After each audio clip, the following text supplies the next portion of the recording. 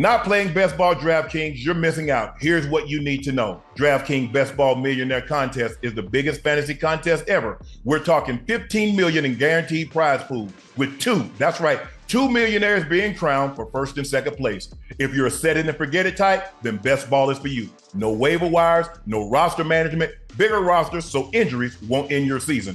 Only the draft, and that's it. You're set for the season. Still not convinced? Check this out. This year, DraftKings is offering everyone draft one, get one special. Your $20 entry fee scores a bonus ticket. Get in on the best ball action. Download DraftKings app. Use code Shannon. That's code Shannon. All customers who enter NFL Best Ball 15 Millionaire Contest to get a bonus ticket and get a shot at being crowned one of two millionaires. Only on DraftKings. Hello, ladies and gentlemen, and thank you for joining us for another episode of Nightcap Olympic Edition. I am your favorite Unc, Shannon Sharpe. He's your favorite number 85, the route runner extraordinaire, the Bingo Ring of Fame honoree, the Pro Bowler, the All-Pro from Liberty City. That's Chad Ochocinco Johnson. Yeah. And again, thank you. Please make sure you hit that subscribe button. Please make sure you hit that like button. And remember, guys, do us a favor, subscribe to the Nightcap podcast feed wherever you get your podcast from. Every subscriber counts. And remember, because of you, we've been able to enjoy a great level of success. Please make sure you check out Shea by Le Portier. We have it in stock, so thank you for your patience. Last time we didn't have it in stock and we only did pre-orders, but thank you guys again for your patience and thank you for making Shea the best selling BSOP. Thank you very, very much. Please go follow my media company's page on all platforms. That's Shea Media. And my clothing company, 84, that's 84 spelled out. Our Olympic merch just dropped. The link is pinned at the top of the chat. Use code Olympics. Ocho, we're going to get right into it. The last couple of days, the U.S. has been on a gold rush. Yes, sir. Boy, we piling up the medals. We're winning goals in places that we really didn't expect to win goals because the reigning world champ, we're going to talk about Cole Hocker, winning the 1,500 meter. Yeah. And fantastic finish too. Fantastic finish. He timed it perfect. But let's kick it off. The USA trounced Brazil 122-87. They will play Serbia for the third time on Thursday and one gold medal. The defending World Cup champion, Germany, played the 2022 Olympic silver medal finalist, France, and the other silver medal and the other semifinal. Devin Booker was the USA's leading scorer. He had 18 points on 5 made threes. The U.S. shot the ball extremely well, Ocho. They were 58% from the floor, 48% from the three, 90% from the free throw line. LeBron left the game, caught an elbow to the eye, ended up getting stitched, left in the third quarter. He had 12 points. Joel Embiid had his most impressive outing in the Olympics. He had 14. We mentioned Devin Booker had 18, Kevin Durant had 11, Anthony Davis had 13, Ant-Man had 17. 122-87. They dominated. They started out. This is the way I expected them to play. Yeah. This is how I expected them to look. And they've been winning in dominating fashion. You never know who's going to be the hot man on a given night, Ocho. Yeah. Given what we have to offer, and for them guys to sacrifice, because every guy is the guy on their team. And for them to sacrifice shots, to sacrifice minutes, to sacrifice whatever they're having to sacrifice for the commonality of the one thing, win the gold medal and represent the USA in the highest form. Kudos to this team. Go silver medal match with Serbia. Nikola Jokic is in front of them with a chance to go to the gold medal round. Ocho, when you watch this game, what'd you like about what you saw? I mean, they were out there having fun. I understand the pressures. I understand it's the Olympics, but they were out there having fun. Obviously, Brazil's team is not of size. They don't really have any bigs down there. Joel Embiid, even though when you look at from a matchup standpoint, they didn't really need him based on his size and being 7'1", but he played anyway. And when he did play, he played a little different than what we're used to for our bigs. You want your bigs inside as opposed to outside, but he played the outside game and mid-range was on. He was shooting good from the field. He was shooting a three, and everybody else was having fun. Devin Booker leading the charge. Anthony Edwards had a great game. And like you did say, everybody contributed in a great way. And listen, Steve Kerr, I mean, his job is very difficult because for sure. Do you think everyone is still happy Do you think everyone is still happy? When you look at it, I know the common goal is the win goal, but I know they want to be able to put on their skill and represent their country and be a contributor for the most part as one of the reasons why they won goals. So I think players want to get their minutes and be able to score. And I think there are still some rumblings of people not happy with the way things are going. Well, I think everybody should be happy with the minutes they got. If you look at it, the role player, the second unit played more minutes than the starters. Right. I mean, no starter played more than 17 minutes. And you look at Jason Tatum, he had 20 minutes. Kevin Durant had 21 minutes. Bam had 19 minutes. Ant-Man had 18 minutes. Derek White had the same number of minutes as the starters. The only person that didn't play double-digit minutes was Tyrese Halliburton. And he played 8 minutes. He was one from the field. But I think the thing now is that now every team that you face now can beat you. So it doesn't matter. It's not a situation where, hey, coach, I need to get my 10, 15, 20 minutes. No, Steve Kerr is going to run the guys that obviously the starters are going to start. We'll see how LeBron, I see if it holds up. I don't think he's going to miss any time. No. Joel Embiid had a little minor ankle injury that he ended up leaving the game. Late in the third quarter. Was it the third quarter that he left, Ash, or the fourth? But he ended up leaving the game with an ankle injury. But the reigning world champs is Germany. We know what the French possess. They have Wemby, they have Gobert, they have Fournier. So they have and the Germans, they have Dennis Schroeder, they have the Wagner brothers. So and Serbia, we already know who's on that team. The 3-time league MVP. And Bogey, shooting guard from the Atlanta Hawks.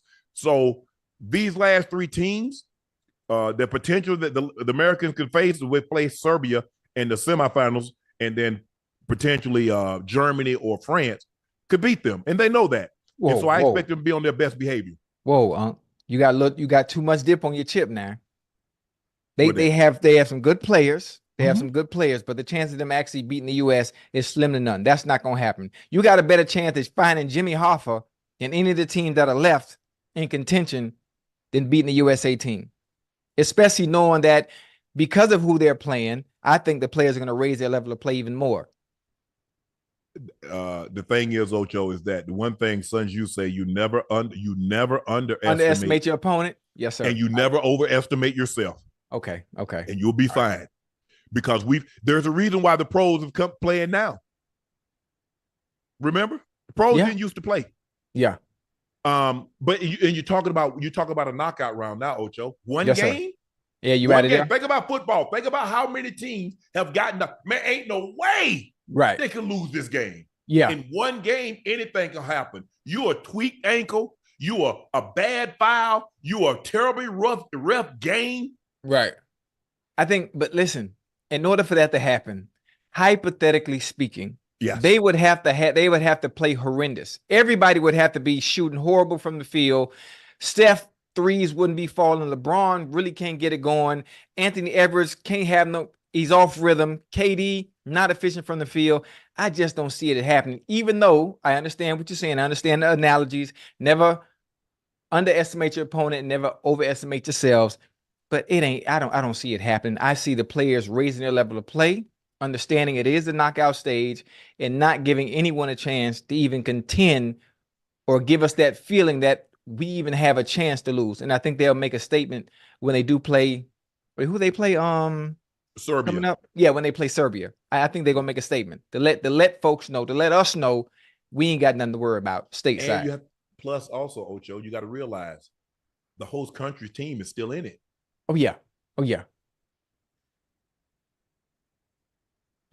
Have you ever heard of home cooking? Yeah. I heard of home cooking, but you come on now. Don't do me like that. No, I'm just saying. I don't see it happening. I understand you have to play the fence. You got to play the fence, but no. Look, I'm just saying I'm not naive enough to believe that on a given moment anything can happen. One game. Do I believe any of these teams could beat this team, could beat the U.S. team 4 out of 7? No. Right. Oh, no. On a given night. Oh, so you saying a given night? Okay. Yeah, somebody get hot.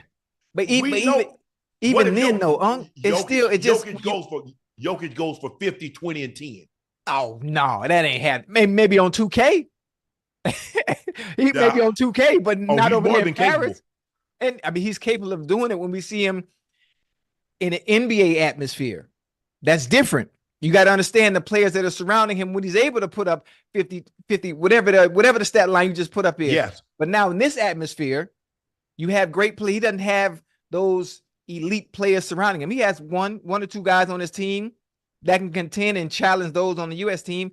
But no, I don't see it happening. He doesn't need to have that kind of talent. He just needs to have guys that understand how to play international ball, which he has, which they played together more than this team. Remember, they put this team together. This team has only been together a month. Yeah. How long you think the Serbian team been playing together? Hey, listen, probably since they were little kids. Exactly. They probably came up through the same academy, the same. You know how that goes over that way. That's why. I mean, look at Schroeder. Schroeder was FIBA player MVP. Mm-hmm. A guy he overestimated his hand because the Lakers had 84 million. He wanted 100 he said million. Now he's been playing kind of like mid-level exceptions or $10 million deal when he could have had $20 million. But I have a question. Go ahead. I have a question. You would know better than me. The fact that he turned down that 84 million, is there a chance he can still get it now, or is that gone? That ain't happening. He's not getting $100 million contract. That's not happening. Even with the way he's playing now? Nope. Yeah. Nope. Hey, sometimes they tell you to bet on yourself. This is one of the first cases where betting on yourself and then go right. But see, that's the thing, Ocho. We only hear the successes. I bet on myself and I turn. But what happens when you bet on you bet on yourself and it doesn't go accordingly. Yeah. But I love what I saw today. I love the way they moved the ball. Right. 31 assists, Ocho. Only 11 turnovers. Did a good job on the glass. 46 rebounds. Out-rebounded them by 12. 11 offensive rebounds. You can live with that. It's going to be hard. The U.S. team play like this. You let them shoot 58% from the floor. You're not beating them. You're not beating them. You're not beating them. They shot 48, almost 49% from the three. You're not beating Americans. You let them shoot 122 points. It ain't happening. Hell no. You're not beating them like that. Yeah. Joel Embiid didn't play the entire second half, so he got nicked before the half. I think they were up 27 at the half. I think they were up 63-36, something like that. I think it seemed there was no doubt, although we know the Serbians came back and beat the Australians. They were down by 24. And they came back and beat them in overtime. But once I'm looking at it, nah, this a wrap. Now just make sure nobody in a game like this, Ocho, you try to make sure nobody gets injured. Get hurt. Hey, come on. LeBron. Hey, Kirby, still book. Come on. Hey, y'all take it over, guys. And it was good. I mean, it was a great all-around performance, very unselfish. LeBron had 9 assists. Obviously, some great passes to Jason Tatum. But I like this. It's going to be awful tough to beat this team if they play like this, Ocho. Nike had a little something in store for Kevin Durant to celebrate him becoming the Team USA's basketball all-time Olympic leading scorer. After KD was left out there, Nike's original Winning Isn't for Everyone Olympic campaign and voiced his frustration with the omission. Nike gave him his own commercial today, narrated by Deion Sanders. There's a reaper every 4 years. Your time runs out. You might forgot your debt, but he's ready to collect. Coach Prime says in the commercial as highlights of Durant play in the background. Oh, we can't play that, can we? Damn. Why we can't? Because I like our monetization button. Okay, my bad.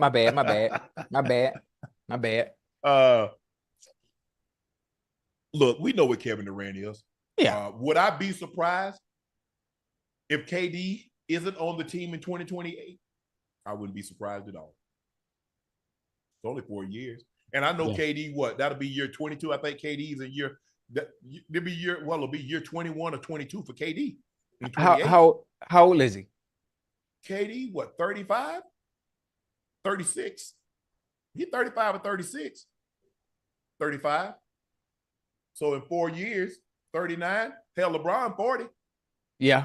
I mean, if his body holds up, I mean, he should be able to do it.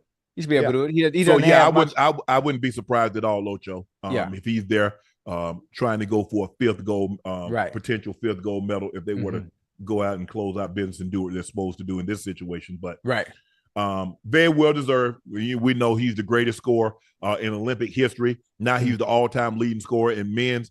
He's the all-time leading scorer in Olympic history, right? Not just U.S. history, Olympic history. Matter of fact, or is it Oscar Schmidt? U.S. men and women. Oscar Schmidt might be number one from the look at Brazil, because he's the one that made the U.S. Go get when he put that outstanding performance on him. He dropped 48 on the head. Matter of fact, if the Brazilian is the greatest Olympic scorer, right? I have a question. Is KD the greatest NBA scorer of all time in your estimate? What you think? I mean, until somebody averaged 50 for a season. Yes, then 44 for a season, like Will average 44, average 50, 44, 38. Right. Yeah, he's the only man ever to score 4,000 points in the season. It all depends. Is he the most efficient scorer? Right. I mean, people keep saying, so what is LeBron? If one guy has the most points ever been scored, right, and he shoots at a higher percent, that's what difficult. are we talking about? Right. I mean, it's apples to oranges. Is it Kobe? Is it Jordan? Is it James Harden? Look, we've never seen anything like Kevin Durant. Right. A guy that's 7 foot tall, can put the ball on the floor, can shoot the three. He's great at the mid-range. He doesn't fall in love with the three, even though he's good from that distance. He'll get to the mid-range. He can put the ball on the floor, get all the way to the rim. Right. And if you foul him, he's going to make 90% of his shots. He's very unique in that way. And so, I mean, analytics, it all depends on what you're looking for. Jordan had the mid-range. Jordan didn't have a three-point shot like this. Right. Kobe didn't have a three-point shot like Kevin Durant. Right. But when they did shoot from the three, they were efficient, though. No, they shot Kobe was like 34, 33%. Jordan was like 33, 32%. Yeah, no. That's okay. Matter of fact, the fact that you just mentioned Jordan, somebody on Twitter earlier, right? Matter of fact, right before we started the show, they made a comment. I told them that it would be at the top of the show, but the fact that you brought up Jordan, and you would be able to answer it better than me. He said Michael Jordan could not play in today's NBA. He would just be an average player. Huh? Listen. That's what they said. I'm not sure what they're basing that off of. I don't know either. And then his follow-up was the players in today's era are much more athletically gifted as opposed to what Jordan had to face. I don't know. From a basketball standpoint, my knowledge isn't as great as yours. I just want to hear a short answer on what you think. I disagree with him. Okay. So even though the players today are athletically I'm not better, saying he's going to average. I'm not going to say he's going to. I mean, maybe but it's hard to average that without the three ball. It depends. And knowing Jordan like we know him, he's going to work on that shot. Right. Because now you can't foul him. You know, it's hard to hand check below the free throw line. Okay. And you can't armbar. They let you armbar. They let you used to put your forearm in the guy's back. Right. So Jordan you can't going to be Jordan. Right. No matter what. They're just more. I would explain it like this, Ocho. Yeah. When I played in the NFL, there were only a couple of tight ends that could do what I do. Yes, sir. There are a lot more guys that are as athletic. Right. I'm not saying they're Jordan, but as athletic. Right. Do I believe that the skill level, there are more skilled players now playing than they were back then? Yes. Right. Just like there are the players now, they starting out, Ocho, with what? That 707 camp, they going to 707 at 8, 9 years old. Right. They don't know about no damn football camps. Right. And first of all, if they were, we had no money. You ain't going to no University of Georgia. That's $50, $75. Right. Who got that? So Jordan was going to be Jordan. I mean, here's the thing, and I'll say it like this. Great players, Jordan is a historically great player. So he adapted. Great player. He adapted any era. He adapted any era. Okay. No matter the sport. That's a good answer. I like that. Ocho. Before the game, Devin Booker said he still doesn't see eye to eye with Noah Lyles. I still don't agree with the comment. I feel like all the best talent in the world is in the NBA. And that's coming from an Olympic gold medalist who believed that being in the NBA champion is probably harder to do. Devin, this was a moot point. It was dead. We had put this to bed. Hey, Why are you bringing it up? You woke it back up, huh? Yes. And I disagree with you. It is not harder. Because you know why? Because you can play.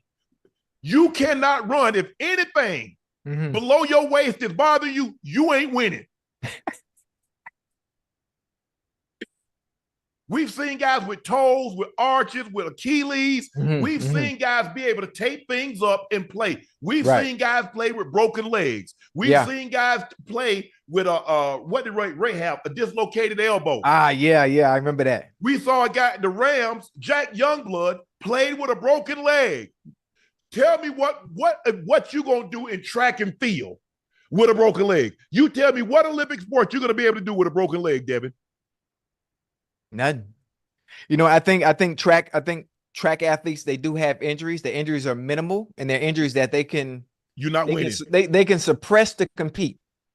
You can't win though. You cannot win.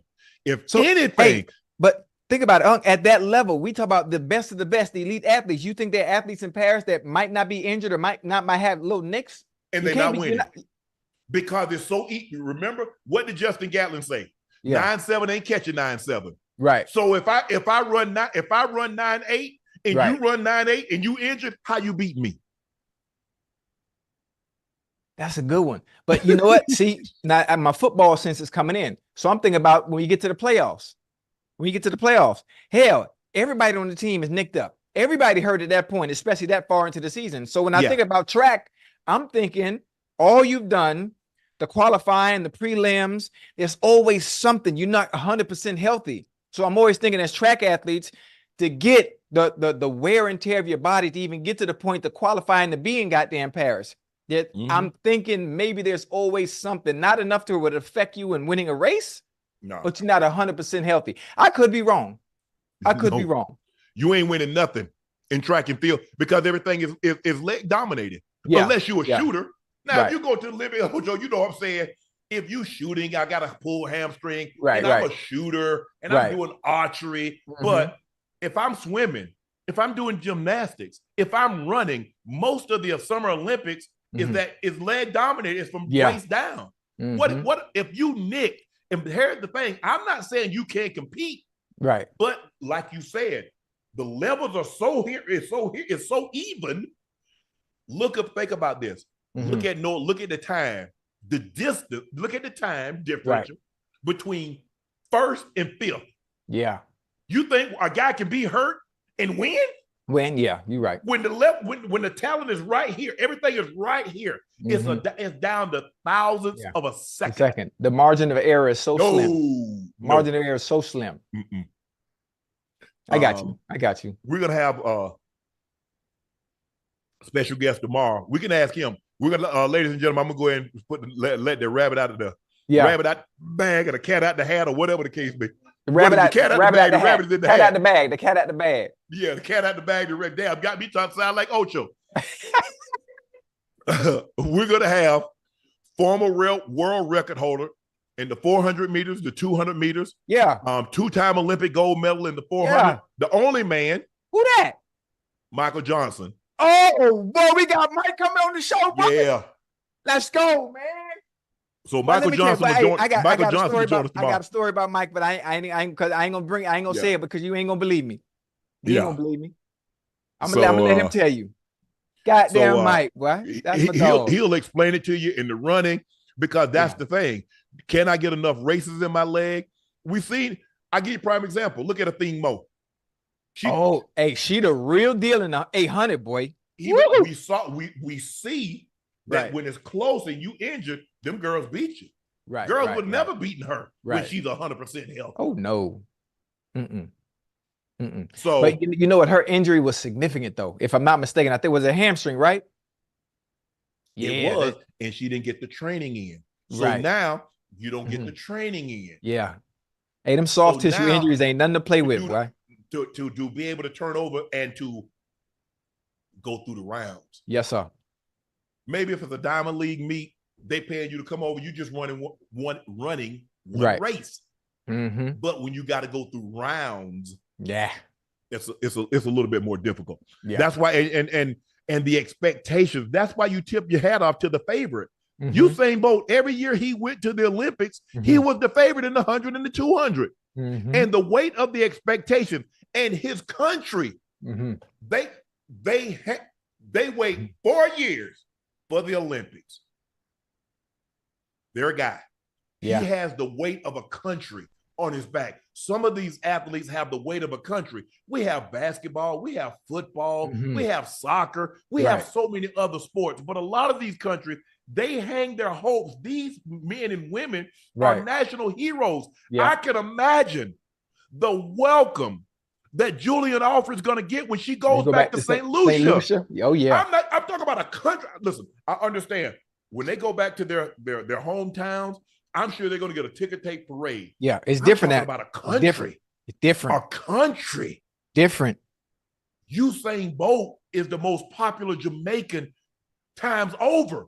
Yeah. Whoever you thought the most popular Jamaican, what other than Bob Marley? Bob Marley. I was just going to say other Bob. Than Bob Marley. Yeah. Usain number 2. Yeah. So you're right. And they hang everything on their men's and women's track team. It's conducive, and there people like, why Jamaica? Because of the climate. It's conducive. Look at the states that produce the fast guys. Texas, the climate. Florida, the climate. Georgia, the climate. California, the climate. Yes, sir. Jamaica, you can go to Jamaica year round. Yeah. You might have a storm here or there, but the weather is ideal. Right. The Kenyans, it's perfect. You're above altitude, you're training about 7,000 feet. So when you come, lungs are full of air. Yeah. Full of oxygen. That's why you get in the hyperbaric chamber, because hyperbaric chamber is altitude. That's why they sleep in those. They train in that, Ocho. They're running. They're sleeping in that. That's why they go to, where's the Olympic training facility for the U.S. track team? Colorado Springs. Elevation over 7,000 feet. Right. So that was great. It's going to be great catching up with Mike. Oh, Mike, man. Ocho, Gabby Thomas wins gold in the 200 meters with a time of 21.82. The first American since Allison Felix did it in 2012. Julian Alford, the 100-meter champ from St. Lucia, won the silver. And Brittany Brown of the U.S. got the bronze medal. Thomas, who's 27, is one of the biggest stars in the sport and has yet to claim a gold medal. She took the bronze in the event in Tokyo behind Jamaica's Elaine Thompson-Herah and Namibia's Christine Mamba, as well as silver in the 400-meter relay. Oh, they beat us down, Would you say they beat us in the relay? Yeah, hell yeah. Yeah, No, we beat them in the World Championship. I think they beat us in the Olympics for the simple fact, man, think about who they had. They had Elaine Thompson-Herah, who had just run 10.61. Kellyanne Fraser-Price, who's run 10.60. Sharika Jackson, who's run 10.60. So hell, they could have threw Ash on there, and as long as she don't fall, they probably they're gonna at least get the silver. But we paid their ass back when in the World Championships. Yeah. But Gabby's unbelievable. She graduated Harvard in neurobiology. I think she got a master's degree in epidemiology. Yeah. Wait, she's sensational. She went to Harvard too? She went to Harvard too. Damn, that's crazy. Okay. Yeah, and she ran that turn. Because a lot of time, Ocho, she'll lollygag and then turn it on when she ran that stretch. Yeah. If I'm the US team, Ocho, I'm putting the ass on the 4x4. At what leg? I'll probably no, you can't say any leg because you know Shakiri's on the 4th. No. Oh, she's running third leg. I'm saying the 4x4. 4x4. Oh, okay. 4x4. I'm going to make sure her and Sydney McLaughlin, Lebroni, they're both on that team. Right. I'm putting her on there. She can run sub 50. Yeah. I am putting her on that team. Matter of fact, if anything, because she's so good, I don't know if the 400 is her expertise or her race, but the fact that she thought about moving up. Listen, I would put her on the first leg just to open up everything, just to open it up. They get us a lead. I don't know. Look. There's not a whole lot of teams that can trot out 4 women that can run sub 50. Yeah. We have about 6 women over there that can all run sub 50. Right. On a fly, Sydney McLaughlin can go sub 48. I've seen her do it. The reason why I want Gabby is a dog. And she will fight. So even if that's not her specialty, it is her specialty. Her specialty is winning. Yeah. And I want her and what she has in her on that team. Correct. Yeah. I'm trying to think of the lady at the I can't think of the white lady. She ran second leg last year at the Olympics. She's a 100-meter and 200-meter specialist. Look up the Olympic team, the 4x4. I can't think of her name. Ah, man. And they put her on there. Yeah. Split 48. Ooh. Gabby Thomas on the fly, she can run 48 seconds. Right. No. Last year's Olympic, last Olympic in Tokyo, the 4x4. Damn.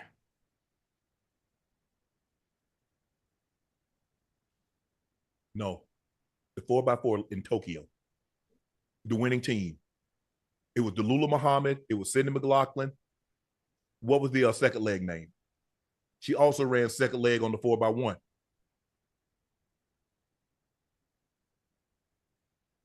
Abby Steiner. Abby went to Kentucky. Yes. Abby could go. Gabby got that. Now Gabby is not the 100 meters like Abby is. Right. But 204, she can do it. Right. I'm putting Gabby Thomas, and I don't care who feelings I hurt. I'm putting Gabby Thomas as a leg on the 4x4. She's already going to run third leg. And the thing is, the question that I have is, because all of our women have already qualified and already run the 100 and the 200, are we going to trot out the team that we're going to run we get the baton around? Right. Are we going to trot out the team that we're going to actually have in the fight for the finals? Because Sha'Carri's done. Sha'Carri's going to run anchor. Right. Gabby's going to run third leg. TT Terry probably run second leg. Right. And Melissa Jefferson will run first leg. Now, the question is, do we let, Mackenzie Long, or do we let some of the other women, for a chance? It's going to be interesting to see how they play it. But that's one of the questions I want to ask Mike. Would you put Gabby Thomas on a leg of the 4x4? We know she's going to run third leg. Right. Because she can run the curve. She's a 200-meter specialist. So she can run the hell out the curve. Right. So I want her there. You know what? I got a question. Yes. Let's say, for the sake of argument, hypothetically speaking. Yes. Noah Lyles doubles. He doubles in the 200 with gold. He doubles gold in the 200. 100 and the 2. Obviously gold in the 2. So when the 4x1 comes up, right? Yeah. He's going to run anchor. Do you let him triple it, or do you use one of the alternates that you have? Well, the only reason you use the alternate, and you probably would, because I think, look, Fred is rested. Kristen Coleman is rested. Kristen Coleman's going to lead off. Right. Fred Curley's going to run second leg. Right. I would think that for the finals, if they get the baton and they have no miscues, Kenny Bednarik would run third leg. Right. And obviously Noah would bring it home. So Noah's going to be on ankle for the foreseeable future. So you don't think allowing one of the alternates to come in and allow them an opportunity to win gold would be? Yeah, that might. It all depends. But right. Yeah. I mean, I'm just, to me, as this would almost be somewhat like a Steve Kerr situation, allowing one of the alternates to get an opportunity to not only win the prize money, but give them a chance at a gold medal. Yeah. Instead of just being all the way out there in Paris for nothing, as, okay, I'm an alternate. Maybe I might get a chance to run. I might not, but I would like my shine as well to say I contributed after taking this long ass 6-hour flight. I mean, because think about it, Ocho. We got 2 guys that was on the podium on that relay team. Fred Curley got bronze. He's run 9.76. He's a world champ in the 100 meters. Yes, sir. He got the silver medal in the last Olympics. We got Kenny Bednarek. He's run 9.87. Mm-hmm. He's going to be in the finals of the 200.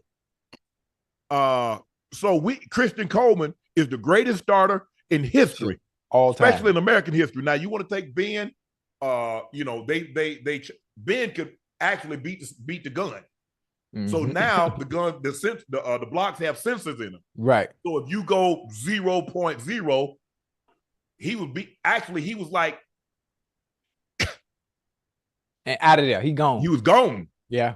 Yeah. So now they got sensors in the blocks. And if you go faster than that, they're going to dig or DQ you.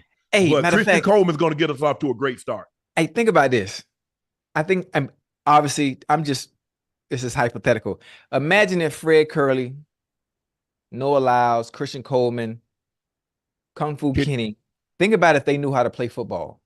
They were fast as they are, but had the skill set and the control to be able to play the game of football.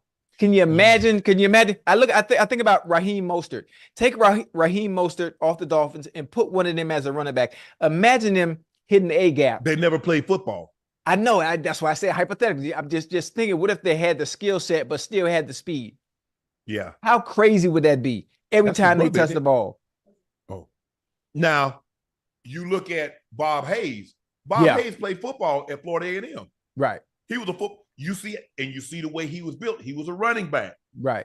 They drafted him. The Cowboys drafted him with the 88 overall with the hopes that he would give up track and field. Nah. And he's like, okay, ain't no money. Because remember when Jesse Owens, he won the 100, the 200, the long jump, and the 4x1. Right. And when he came home, he had to race horses to make a living. Yeah. Yeah. Bob Hayes said, that ain't finna happen to me. I go right into the NFL. They pay 40, 50, 100,000 a year. Let me go and get that money. If they had played football early. Right. But if you, I don't know how, have you seen, they frail, they thin. Oh, yeah, I know. Yeah, they small now. They small. Noah Lyles weigh 165. Yeah. But I'm just thinking, imagine, I should have said receiver then. Because 165 at running back ain't happening. I'm just trying to picture your ass down. I'm just trying to picture them breaking into the open and players thinking, I'm gonna catch him because I got an angle. Oh no. And it don't even work. No. It don't even work. Like I said, I've been fortunate. I was in the league when Sam Grady, Dada. Yeah. He won the silver medal in the '84 Olympics. He was moving like that. Hey, how tall was Dada? Probably about 5'8". Okay, probably so about 160, 165. Oh, he was taller than Tyreek then. Yeah. He had a little height on him. Okay. But they could fly. James Jett. I was in the league with James Jett. Yeah. Run on his toes. James run on his toes. Man, that joke caught a shallow cross on us. You were out of there? Where the safety was at? What you mean, where? Try not to get on this highlight tape. That's what the safety was. Hell, I don't blame him. Guys, y'all talking about Xavier Howard is 165. Xavier Howard played football. Wait, you mean Xavier Worthy? Worthy, excuse me. Yeah. Xavier Worthy played football. Right. It's hard to take a guy that's never played a sport and say, you know what? Everybody say, well, Julius Peppers played basketball, but Julius Peppers played football. Right. Antonio Gates had played football. Right. Jimmy Graham had played football. Right. And you think about how fast Xavier Worthy is? Yeah. Based on the combine time? Yeah. He come in dead last with them. Yeah, for sure. Dead last. And it's a difference in football speed and then elite track speed. That's why I would just want to see it. I just want to see somebody breaking the open and just see it because it's a sight to see. When they used to give Chris Johnson that pitch. Yeah. And that second level miss, man, it's over. You might well strike up the band. Y'all remember Ronaldo Nehemiah? You remember Skeets Nehemiah? You remember Ronaldo? Yeah, I remember him. I'm old enough to remember. I'm old enough to remember he tried football because they boycotted the '80 Olympics. He was a favorite to win the hurdles, but they boycotted. And he said, you know what? I'm going to play football. Well, he didn't have football instincts. On the shallow cross, Ocho, He must have ran through zone. He ran through zone? Yeah. He went right back to track and field. Man. Hell no. Yeah, I mean, it's subtle nuances. Yeah. That if they had a background like, and I'm not talking about no Pop Warner, but I'm saying let's just say they played high school at the collegiate level. I think Arian Knighton played football. Yeah, and he gave it up, right? Because he was so good at track, which I don't blame him. Mm-hmm. But that you're right. That's a different level of speed. You got to say, I don't know how many people have ever been to a professional track meet to watch them or to watch a practice. Then you get an appreciation for it, yeah, to just how fast they are. Yeah. Because you think Tyreek, every guy that's on that track is Tyreek. So let that sink in. You know how fast Tyreek is. Yeah. They got 35, 40 Tyreeks that ran in the Olympics. Yeah. But wait, faster. Yes. Faster. Yes. Unbelievable. Tyreek, I mean, what's impressive about Tyreek is a man with his musculature. Right. To be able to run that fast. Yeah. I believe had Tyreek dropped like 30, he too heavy now. 195, he comes dead last. Yeah. He comes to dead last. but if he was like 165, maybe 170. Yeah. Oh yeah. Bye-bye. Oh, he get out. Especially if he trained, because what he has is just that's naturally gifted. He's naturally fast. Mm-hmm. If you add the training that they go through, man, he might want to go back in football because they don't run that much in football compared to what they do in track. Oh they'll work out a beach. Them 250s. I went to Kentucky. I visited Kentucky to visit my daughter, and you know me, when it comes to competing, I can't sit still. So I get out there and I want to do the train. I want to do the training with them. Man, I did two 250s, and I thought it was over. And then they had the 400, and you had to do the 400. They had 2 400. You had to do the 400 in a certain amount of time. Oh yeah, for sure. Everything is time based. There's nothing that you're just running, Ocho. You ain't just running. Everything is time. I told Coach, man, I appreciate the opportunity, man, but I'm going ahead and sit over here and watch. Yeah. If you're a 400-meter runner, you're probably running 600. You're running a lot of sixes. Yeah. Because you want to build up that endurance. And the strength, Yeah, you want to build up that endurance. You want to build up that strength. And you're not getting a whole lot of rest time. You're running 600 meters. They probably got you turning around in 4 minutes, running another one. I don't want no part of that at all. Oh, man. Oh, them track workouts. And I thought we were doing something because we run hundreds. We run, 110 sprints. We running like the wide receivers and running back. You're running 14. You're running 14 seconds. Get 40. You run 14 seconds. Right. You get 45-second break. Take a rest. Yeah. Oh, y'all did that too. Yeah. Sure. Yeah. I remember that. But we would run 200s. We would finish in about 30 seconds. We take 2 minutes breaks. Right. 30 seconds. So we'd run around the track and then we walk the time that it takes us to get back over there. We take off again. Yeah. We'd run 5. We'd rest, 3 minutes, run another 5, rest 3 minutes, run another 5. But boy. I remember them days, boy. Ooh, I don't want no more parts of that. I remember we had gassers earlier in my career in the NFL. We had those gassers sometime after practice, especially in training camp. For those that didn't come into shape, everybody had to suffer anyway. So they were going to run us into shape.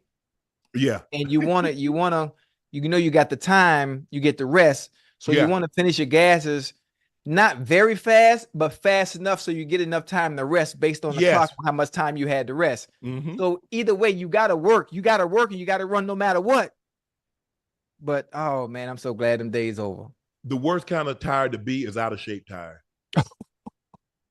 You know what I'm saying, Ocho? That's why, you're not finna get me. Because once they find out you tired, now they're going to get you. Now you mess up your hamstring. You're going to mess up something else. So I made sure I'm talking about at the peak of conditioning. Yeah. Because that's a terrible feeling, Ocho, to be out of shape. I felt bad for some of my teammates, they didn't make, they were overweight and they'd have to run hundreds. But a lot of them, I would run with them. Right. They're like, hey, you better ask 84. Is he gonna run with? I like, you know what? Hey, keep you from running by yourself. I run with you. I run with you. Yeah. Yeah. That's what, that's another thing I don't like. It's one thing to be in shape. It's one thing to think you're in shape. It's one thing to think you're in football shape, the way we train in off season. And then there's a football shape when you're in an organized, structured environment being pushed and pulled. With the pads on. With the pads on. That's why I hate when teams don't have players in training camp and they holding out for money and all this. Listen, you can't make up for that type of training by yourself. It's different. You thinking you in shape, you done all this training in the off season, you get in the training camp, and on the second or third day, you sore from head to toe. Because it's different. It doesn't matter how much you train, how hard you train. In a structured environment, it's different when people are pulling and pushing on you, and you're having to dodge folks. You can't implement that kind of training. You can't. You get in football shape by playing football. You get in basketball shape by playing basketball. CD Lamb, I don't like what Dallas is doing. Right. And then Brandon Aiyuk, you know you didn't want to pay the man in the first place. Why wait this long? Why wait this long? Exactly. Now you got to go to another team whenever he does get traded. You got to learn a new playbook. Even if you are implemented and you're going to be the X, you're going to be the Z, whatever it may be. Still, now you got to play yourself into shape. Even if you think you're in shape, you're not. Yeah. It all depends. Ocho, I don't know how y'all ran gassers. Okay, the way we ran them, we did sideline to sideline. Okay, no. So this is what we did. When I first got to Savannah State, coach said, I only got 55, 60 uniforms. Right. Ocho, we had like 110, 115, 20 players. On the football team? On the football team. God damn. Coach say, I got to trim the fat. So. So you use the gases to do it? Oh, that's not fair. That's not fair. Ocho, so over. Everybody get over. Okay? Yeah. Over, back. Right. Over, back, over. What? Over, back, over, back. We went to 8. 8? 8.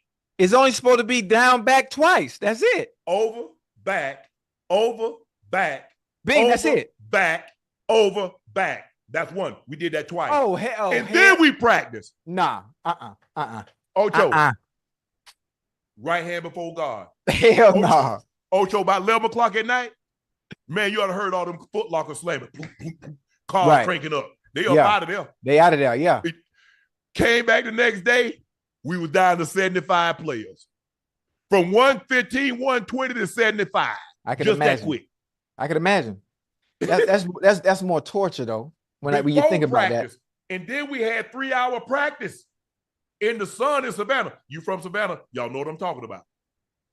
Yeah, that's too much. But me, Ocho, now you know your boy. I'm running on the track. I just, in the track season. So, I'm in shape. But plus, Ocho, I ain't but 182, 183 pounds. Back then? Back then, my freshman year. Right. So I already know how we come in. Coach gonna get, I'm primed. And so, they try to break, they're going to try to break it. Always. See, back then, it's different now. And Ocho, I don't know if you got this, but they're going to try to break you first. Oh, yeah. I know you talk about. We got that. So the defensive coordinator, he was in charge of the whistle. So he blow the whistle, we take off running. You know me, we've been running about 10 minutes. Right. It's all quiet, everybody. I say, I bet you get tired of blowing that whistle before I get tired of running. Ooh, you talking spicy? He blow the whistle. I said, I tell you what, run me till I drop. Man, hey, so now my teammate, he just blowing the whistle. Right. He blowing the whistle. Now they mad at you. He mad at me, but he don't know. He hurting them because I already know. If it's hurting me, it's killing them. Right. That's the way I train. If it's hurting me, it's killing them. But I said, I tell you what, all I need you to do, coach, run me. Just don't let the cafeteria close because I got to eat tonight. But let's keep running. Ocho, he mad. He mad. I tell you what, you know what happened? I swear. My homeboy, he going to be in Atlanta. The head coach, Coach Davis, said, Joe, they done had enough. I said, see, I told you get tired of blowing that whistle before I get tired of running. Hey, that's when you know you're in shape, though. Man, that's when you know you're in shape. I was petty like that. Damn. I had them some good days, boy. No, you know what? I look back on it, I was like, damn, why the hell That ain't no way now you could put those kids, college or anybody, do that? what we. Oh no, hell nah. Yeah, listen, the coaching is different. The coaching, the way we would coach. Listen, I'm talking about Pop Warner. Yeah, Pop ain't Warner. no more Oklahoma. Man, boy, what you know about Oklahoma drills, man? What you know about Oklahoma drills? Come on now. And bully in the ring. Y'all play bully in the ring? Remember the bully? Yes. Oh, and they call it, listen, you in the ring and they call a number. You got to turn. Ocho. I'm ready, Ocho. Yeah. I'm ready. I'm ready. Yeah. Bam. Come on with it. Come on with it. Yeah. I remember them days. Listen, I never forget. Bully in the ring. Liberty City Optimist. This might have been 92 or 93. What's the one where you lay on your back? Oklahoma drill. Yeah. Man, listen, used to be nervous as hell, heart beating fast. Oh man, it was some day. Listen, the coaching back then, it wouldn't even work today. All the coaches would be fired. The cussing, the screaming. I don't know if you, I don't know how it was in Savannah, but to give people a better context, if they saw the coaching style. Remember the documentary, The Year of the Bull? You ever saw that? The Year of the Bull? Man, listen, it's different based on where we from. Now, I don't know how it is everywhere else, but out there in the city, in Liberty City, where I'm from, the coaching, man, I had a team, Ocho. I had a teammate. He was laying on the ground. He tried to get a rest because pretend like he was hurt. Right. Man, the coach reached down there and grabbed him and snatched the dude jock clap off. How jock. Oh yeah. It toe? Clean off. But coach must have been strong as hell, boy. Man, look here. Man, we played the game. I forget who we played. I hope Big Daddy ain't gonna come. I had a teammate, we call him, he's a minister now. I call him Big Daddy, but I do call him Pastor Ford when I'm in his presence. But ask Big Daddy about this. So we played a game, and one of the receivers didn't get the plays that he thought he would get. Right. Because he was opposite of me. I started. I was the Z. Right. They kind of rotated the other side. But I guess after the first and second quarter, he wasn't doing what he's supposed to. And he didn't get a play anymore. So Squirrel, I was 2, he was 3. He finished the game. Right. And so we ended up losing the game. And the dude and Coach Turner had his arms folded. Mm-hmm.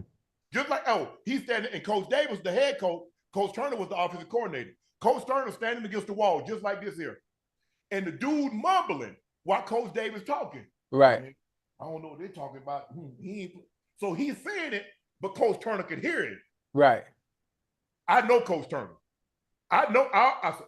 He know Coach Turner too, because he's a year older than me. Right. No, he's 2 years older than me. He was a year after my brother. I said, "Ooh, boy, this ain't." I'm saying to myself, Ocho, you know how something coming? Yeah. And you like, man, please stop talking. Right. He wasn't talking loud, but he was talking loud enough where Coach Turner could hear it. And because I was standing close to Coach Turner, I could hear it. He said it one more time. He slapped him. Slapped 5 from it. Yeah. Yeah. He said, man, Coach, you see, Coach, he just slapped me. Coach Turner said, I'll do it again if you don't shut the F up. Yeah. Hey, that's how the coaching was back then, boy. That's how the coaching was back then. Yes. Different. Yes. It was all that back talking and all that stuff. Oh no. Man, please. Oh no. Look, when Coach Davis came to recruit me, he's like, son, if I was in the NFL, if I had a number 1 draft pick, yes, sir, you'd be my number 1 overall draft pick. Yeah. He say, son, how did your coach you? I said, Coach, I want to be coach. I said, but you can't curse me. Real? I said, my grandmother never cursed me. Right. I say, coach me hard. If I'm not doing something right, say, son, I need you to do it like this. Coach, I do it. I say, if you curse me, it's going to be a problem. We get a new offensive coordinator in 88. Came in there cursing. Ocho, so up first, I'm the number 1 receiver. So okay, we go through the route tree. Right. Speed out, 5 yard out. Boom. Run it again. Okay. Because, you know, maybe I didn't speed out. Maybe I planned it and broke out. Maybe it wasn't speed. So I swung up out that thing. Wow. Run it again. You know me, Ocho. I'm football. That's my ticket out of here. All I'm thinking about, hey, I ran it again. Speed cut it. Boom. Quarterback threw it. Boom. Got it. Turned up. Run it again. What the hell? I said, Coach, I mean, what am I doing wrong? Don't worry about it. Run the mofo route again. Oh, shit. Hey, Ocho, I ain't changed words. Like my grandma used to say, I ain't changed words with him. Right. I dropped him right there. Yeah. I walk into the locker room. Right. Coach Davis say, hey, where you going? I said, Coach, he cursed me. I told him I don't do that. Coach Davis said, hey, he said, Brick, I told you, don't F with that one. I coach him. Yeah. He came to the locker room. I was already, by the time they got done with practice, because they was at the very beginning of practice. Right. I'm in my bed. I done went and got me some, I done went to the cafeteria, ate. I'm laying in my bed just like this. You chilling. Hold on. I want to know. Now you got me. I'm all invested in the story. Why the hell he made you run the goddamn speed out? I'm the big dog. He trying to get everybody attention. So he gonna coach, he gonna do that through me. Oh, so he trying to antagonize you just for no reason in front of everybody else. He trying to show that I'm in control here. So I'm gonna get on him. He didn't realize him. You don't need to do that, bro. I'm gonna do what you ask me to do. Right. But you can't curse me. Yeah. I don't know. Hey, boy, I don't know if you can survive down here, boy. Because, hey, listen, the coaching here, whether it be the collegiate level, I'm talking about even at whether it be, not that I went there, I mean, I just know high school level. Again, if you ever see the documentary The Year of the Bull, you got to tell Ash to show you just a small little clip so you get an understanding of what I'm talking about. When I played at Liberty City Optimist, in the inner city, with them coaches, it's about cursing. Yeah. Man, listen. Matter of fact, hold up. You know when you in Little League, Ocho, you know when you in Little League and you come up in high school, that's okay. You know, you didn't know any better. Right. You didn't know because everybody got the coaches, you know all the coaches, they coached everybody like that. Right. But once I got to some size, and I'm, Coach Hall don't curse anyway. So Coach Hall, my high school coach, that joker coached my mom. My mom graduated high school in 1960. Right. He coached all my uncles. My uncle started graduating in 66, 67, 68. He was the driver's ed teacher. So he like knew my family. Okay. So but he didn't curse anyway. Right. So tell you a story, Ocho, then we gonna get up to the thing. My grandfather obviously had a farm. You know, my oldest uncle, he already gone. He got a family, blah, blah, blah. But the boys, hey, they got to work the farm. Okay. Right. Y'all, hey, Mr. Barney, the boys really good. My second oldest uncle named Barney Jr., they called him BJ. Then my next oldest uncle, Thurman, and then James. So my grandfather told Coach Hall, he said, Hall, I'm going to let these boys play football.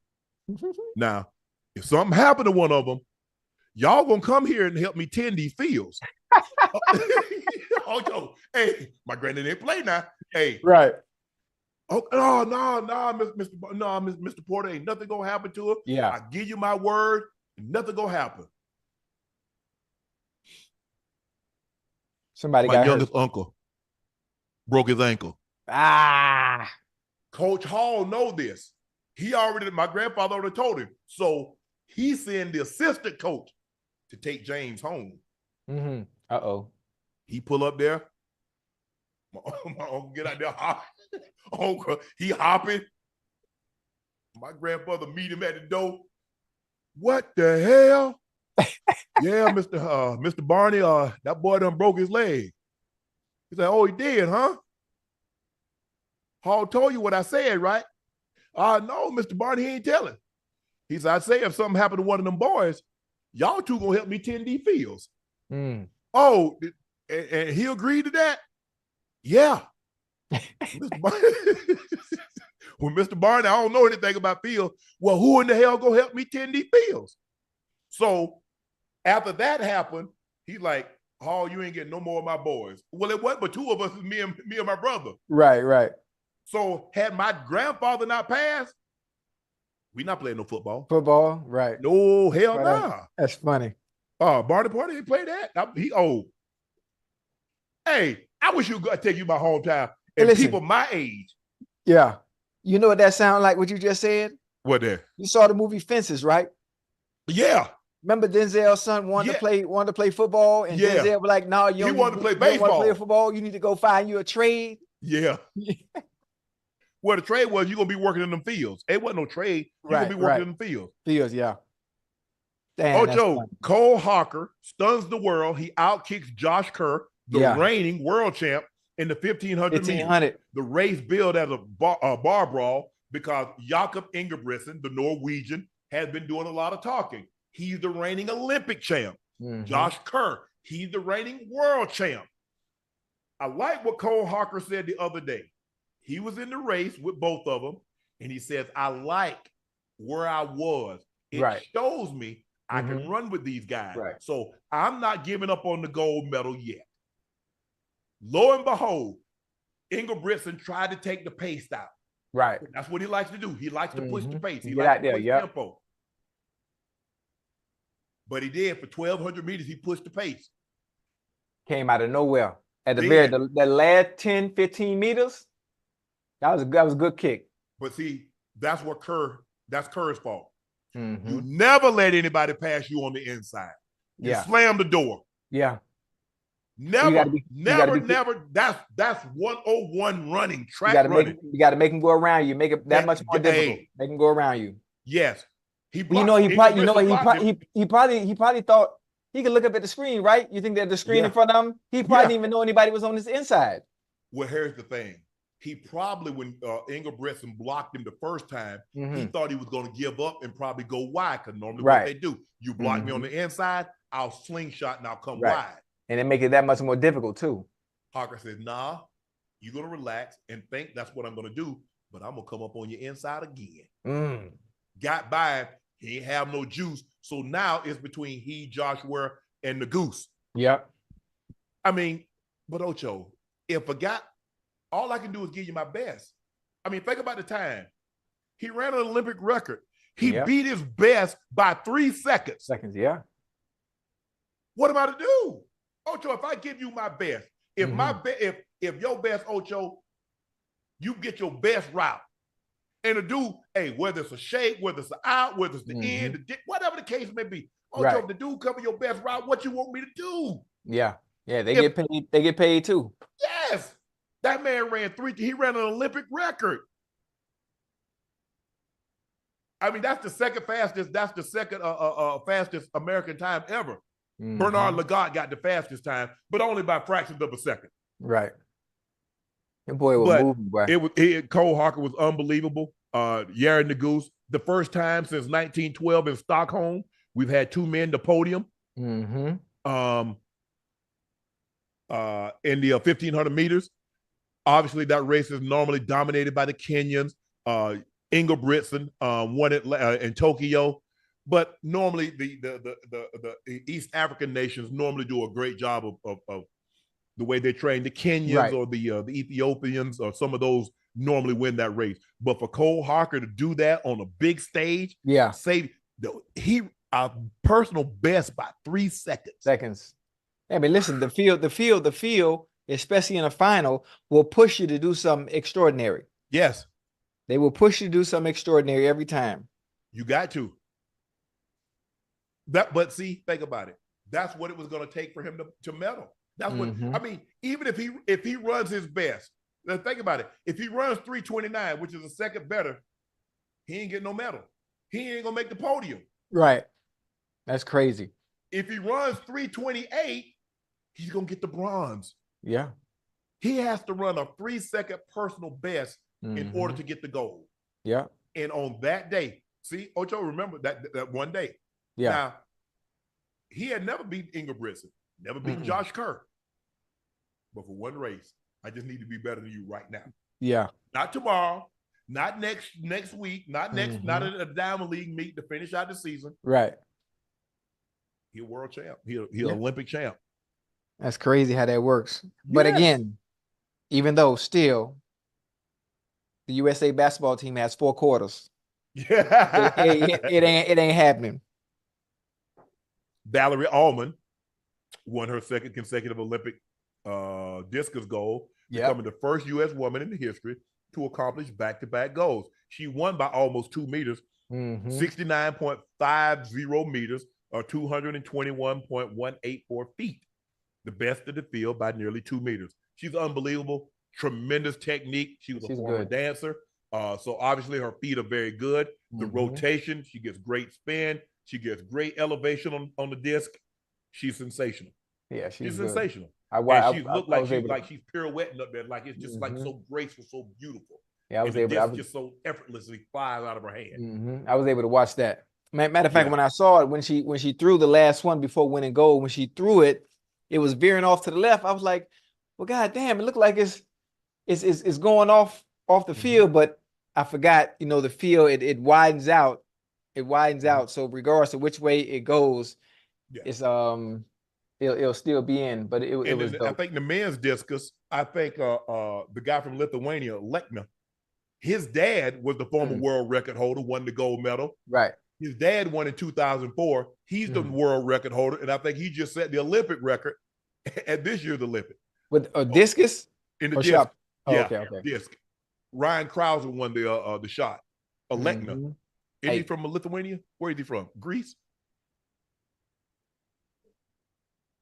That was Crowder's second goal, wasn't it? Second or third? Third. Yeah. Yeah, I watched the shot. I watched the shot put too. Tokyo, and not Paris. I should have been a shot putter, man. Man, you ain't throwing that 16-pound ball. Oh, it's 16 pounds? Yeah. Yeah, I throw that by 75, 80 yards. Yards or feet? No, yards with the right technique. No, you ain't got that kind of technique. Man, if I could spin when I was spin, man, that's the spin. Man. There are very few. There are some shot putters that still glide. No, you got a glide technique. I see where you already standing. You got to glide. No. I'm finna spin with it. No, you got to turn your back to the camera. Nah, I got a different type of technique. They give me twerk, so I get some more twerk. Yes. No, Ocho, you got to put, you got your hair here? Yeah, it's here. You got to put this hand up. The turn around, yes. Yeah. See, that's exactly what's going to happen. See? Nah, there you go. I ain't got I got my socks on. I know. Don't worry about it. You see the technique in the form though. Yeah, see, that's the glide. But if you watch Ryan, he gets such great elevation on the shot. Right. When he took that chalked up, when he put that 16-pound metal ball up under here. Yeah. That's a lot of torque. That's a 300-pound man that's 6'5", 6'6", maybe even 6'7". Right. So just imagine in that little circle, he has to put that ball up under there, rotate, and he normally tries to end it on his first throw. Yeah. Once he gets that first throw in, now he can relax. Because nobody else. He's going for world records. Exactly. Now he's trying to put a 76, 77-foot throw out there. I don't know how much farther he can take it because I didn't think anybody was going to break Randy Barnes' record at 75-10 that he set in 88, and I think it was in Sacramento. I remember he broke Ulf Timmerman's record, the great German. I didn't think anybody was going to get 75-10 because really nobody had been close. Right. And then you see Krauser starts knocking on the door. You're like, could he? Could he? And he did. Yeah. And he obliterated the record. He ain't just broke it. Yeah. He shattered the record. The United States women's national team punched their ticket to the gold medal round. Forward Sophie Smith scored in the first half of the extra time to lift the United States women's team to a 1-0 victory. Remember, if I'm not mistaken, I think they beat the German team 4-1 in the first round 9 days ago. Yeah. To place the Olympic gold medal game for the first time since 2012. It will play Brazil, which upset Spain in the reigning Women's World Cup champions with a dominant 4-2 win. Is Marta still playing? Yep, she playing. She play. She play. She's still there. She got suspended, but I think She playing so this. she's She gonna be playing. suspended for us. No, she playing that game. So and she was suspended against us too, or was she suspended the game before and Spain? She was. I think she come back our game. Okay. Okay. Okay. All right. She's back against us, Ocho. Yeah. Congratulations, women. Back for the first time since 2012. That's a long time. We normally dominate. Yeah. Dominating that, but you know, a lot of our best players, Megan Rapinoe, Julie Foudy, all those what's the other one? University of Florida. Soccer player. The one that Alex Morgan. The tight end's wife. Ertz. Is it Jackie Ertz? Julie Ertz. Yeah. A lot of them, a lot of them, Ocho, some, having families now. Yeah. Some of those, Megan Rapinoe retired. Julie Foudy's been gone, but I forget the other one. She went to the University of Florida. And so now this new young blood, a new crop, knows what is, the expectations. Yeah. You're on the women. This is not the men where there's not a whole lot of expectation. They're not expecting the men to beat Argentina or Spain or Portugal, France or anything. They're not expecting that. But the women, if you come back with anything less than gold, we disappointed. Yeah, most definitely. We're disappointed. Most definitely. Mia Hamm and all them girls that got us spoiled. Brianna Scurry, we spoiled now, Ocho. Simone Biles in Paris Olympics with 3 golds, 1 silver. She took silver in the floor exercise, which is her favorite or best event. Yeah. Jessica Andrade won gold after finishing behind the Americans on 3 other events during the 2024 game. A picture went viral of Simone and Jordan Childs bowing down to Jessica Andrade, who has overcome 17, 18, and 19, 3 ACL tears that needed to be repaired. Simone spoke about saying, she's so amazing. She's a queen, and she's the first, and this is the first all-black podium. So it's super exciting for us. She's such an excitement to watch. And then all the fans in the crowd all cheering for her. So it's just the right thing to do. Marlon Humphrey chimed in and said, this is disgusting. Yeah, see, listen, I don't think Marlon understood the backstory to why they were praising her, not only winning gold, but some of the things that she had to overcome to even be back competing. I don't think Marlon understood that. I think he's seeing it from the standpoint of you guys representing us, and here you are praising someone else and bowing down to them because they won gold. But Marlon didn't understand the context on why they were doing so, and so I'm sure you probably understand that before now. You tweet, huh? Shouldn't you do that before you press send? I know, but when you see it, when you look at it as a competitor, Marlon is a great competitor at that, great DB for the Ravens. When you see something like that, the first thing you thought like, oh man, look what we doing. We lost. We didn't get gold, and we sitting there bowing down. But he didn't understand the backstory on why they were. So how many times have we heard other great players say Tom Brady to go? We heard Lamar Jackson say that. Is that disgusting? I mean, you competing against him, and he said you to go. We've seen players say that to Aaron Donald. We've seen players say that to Gronk. We've seen other players. Is that disgusting? Yeah. Or do we need to know the backdrop? Yeah, the backstory. Yeah, I think just on the world stage, I think in his lens, he sees it a little different. So I think now, I'm sure if he ruffled any feathers, he probably apologized by now. And everybody's gonna have their own opinion on the way they dissect things that they do see. And I just that's a tough one. But see, that's why you read before you press send. Yeah. And that's why you study and understand, because he looks foolish with his tweet. Everybody, I'm sure he got 2 million and ain't nobody say you right, Marlon. I bet you ain't got one person that said that he was right. He had another tweet he sent out where he said the Brazilians killing me on Instagram. No, I mean, look, they was on his head, boy. It's kind of like look at Thomas Davis, overcame 3 ACLs to play 14 years. Carolina Panther legend. Yes. Yeah. I think he ended his career with he went to the Chargers too, didn't he? Didn't he play a year with the Chargers? He did? But I think so. But anyway, I'm saying when someone overcomes something of that magnitude, right, and you make it to the world stage and you win a gold medal, how many people would have just given up? In sports, 3 ACL tears, and ACL tears with women are a little different because they don't have the bone density and they don't have the muscle mass that men have. So a lot of times women have a higher rate of re-tears because they don't have the big quads. They don't have the big to distribute that force. I just like I said, hey, it's him, it's his opinion. He feels that it's disgusting. That's his opinion, but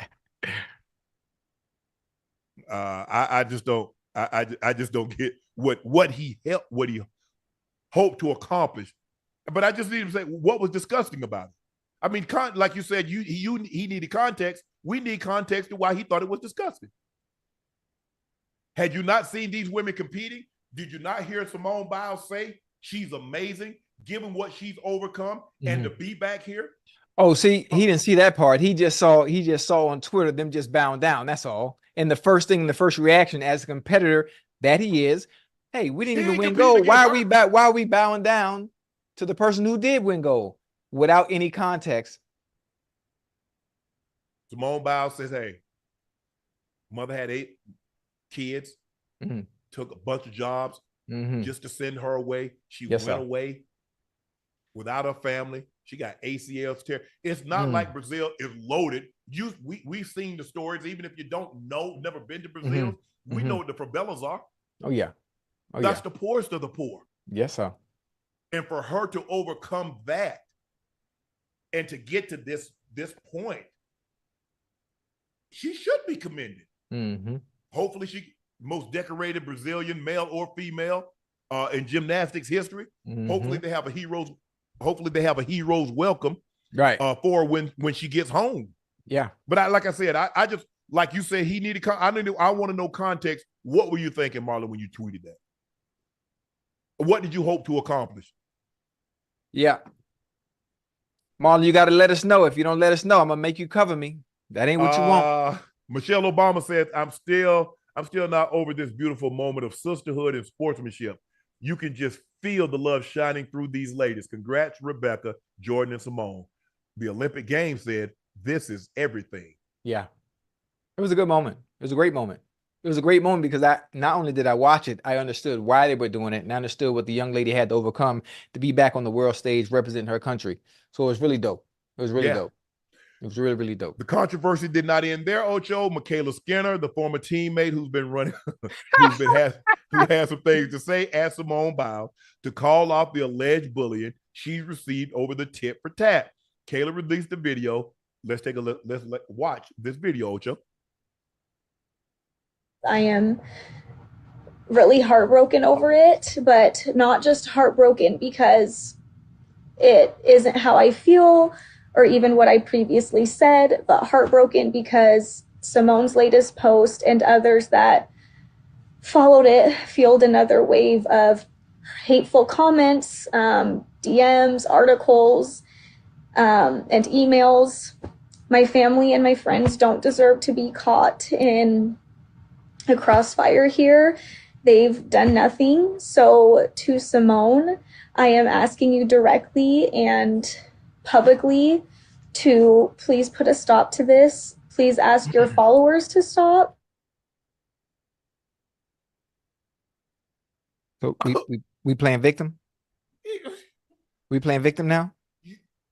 So you came the same energy, the same, for every action there's a reaction. You understand that. You understand what you were doing when you said what you said. You understand the consequences that came behind what you were doing and what you said and who you were talking about. Yes. You knew that. This is the why the play. I'm so hurt. Oh, death threat. Like, come on, man. Ocho. What are we doing? Like, the it's same so thing. dramatic, Unc. They hit me with that. Women or jump on my timeline, say something insulting, and then when Ocho, because you know I'm sitting on 1,000 jokes. Right. I'm on number 9. So you know what I'm saying? I got 991 to go. Right. So when I come back, oh, that's how you talk to black women. So I just asked, were you black before or after you insulted me? I just need to know. Right. Oh, your mama's a black woman. Yeah, but my mama ain't talking to me like that. My sister, my daughters. Right. So you don't, okay, fine. I don't have any control over your actions, just like you don't have control over those consequences that come with what I say to you afterwards. See, you want to control the actions and the consequences. It don't work like that. It don't work like that. Pick one. Which one do you want to control? Don't work like that.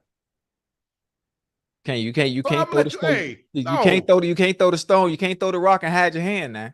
Yes. You can't do that. It don't work like that.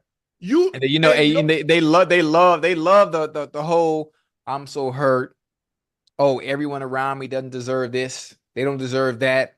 I'm getting death. I mean, come on, and man. Simone Biles, Jordan Childs, Sonny Lee, Jay Carey, they didn't deserve for you to say, ain't nobody asked you that. Just like you went on your platform and said what you said, it wasn't like you was commentating for NBC. You weren't commentating for Peacock. Had you said, you know what, Simone, look, Sonny Lee is the reigning Olympic all-around champ. We know who Simone Biles is. She's the greatest gymnast ever. Maybe a little bit more experience, but I trust this team. Right. For you to say they've gotten lazy, you started bringing those things into the play nobody even asked you about. Insulting everyone outside of Simone. Yes. And so Simone said, somebody hacked my Twitter. I'm logged off. I don't know what to tell you. Oh, man. Classic. Roll the rock, hide your hand, and play victim. Yes. Your actions, you control your actions. Ocho, that's a lot of times people like, you don't get to hurt me and then tell me how long I get to grieve. Oh, that's a good one. Really? That's a good one. That's a good one. That's what your parents used to say. Yeah. Shut up. That ain't hurt. Yeah, it did. I tell you what, give me the belt. And let me put something on you and let me see. Let me talk about it. Ain't hurt. Yeah, let me see how you feel. Right. But I don't get it. Now, I mean, Simone can do what she wants to do. If Simone wants to say, hey guys, that's not, we don't do bullying. But no, take your shot. You ain't finna take your shot at these women. And then when they go ahead. Hey, people talk about bullying and they talking. Get off Twitter. Get off Instagram. Get off TikTok. That's what got you in trouble to begin with. Because when you put that mess out, Ocho, get off. She was log out. Log out. Yes.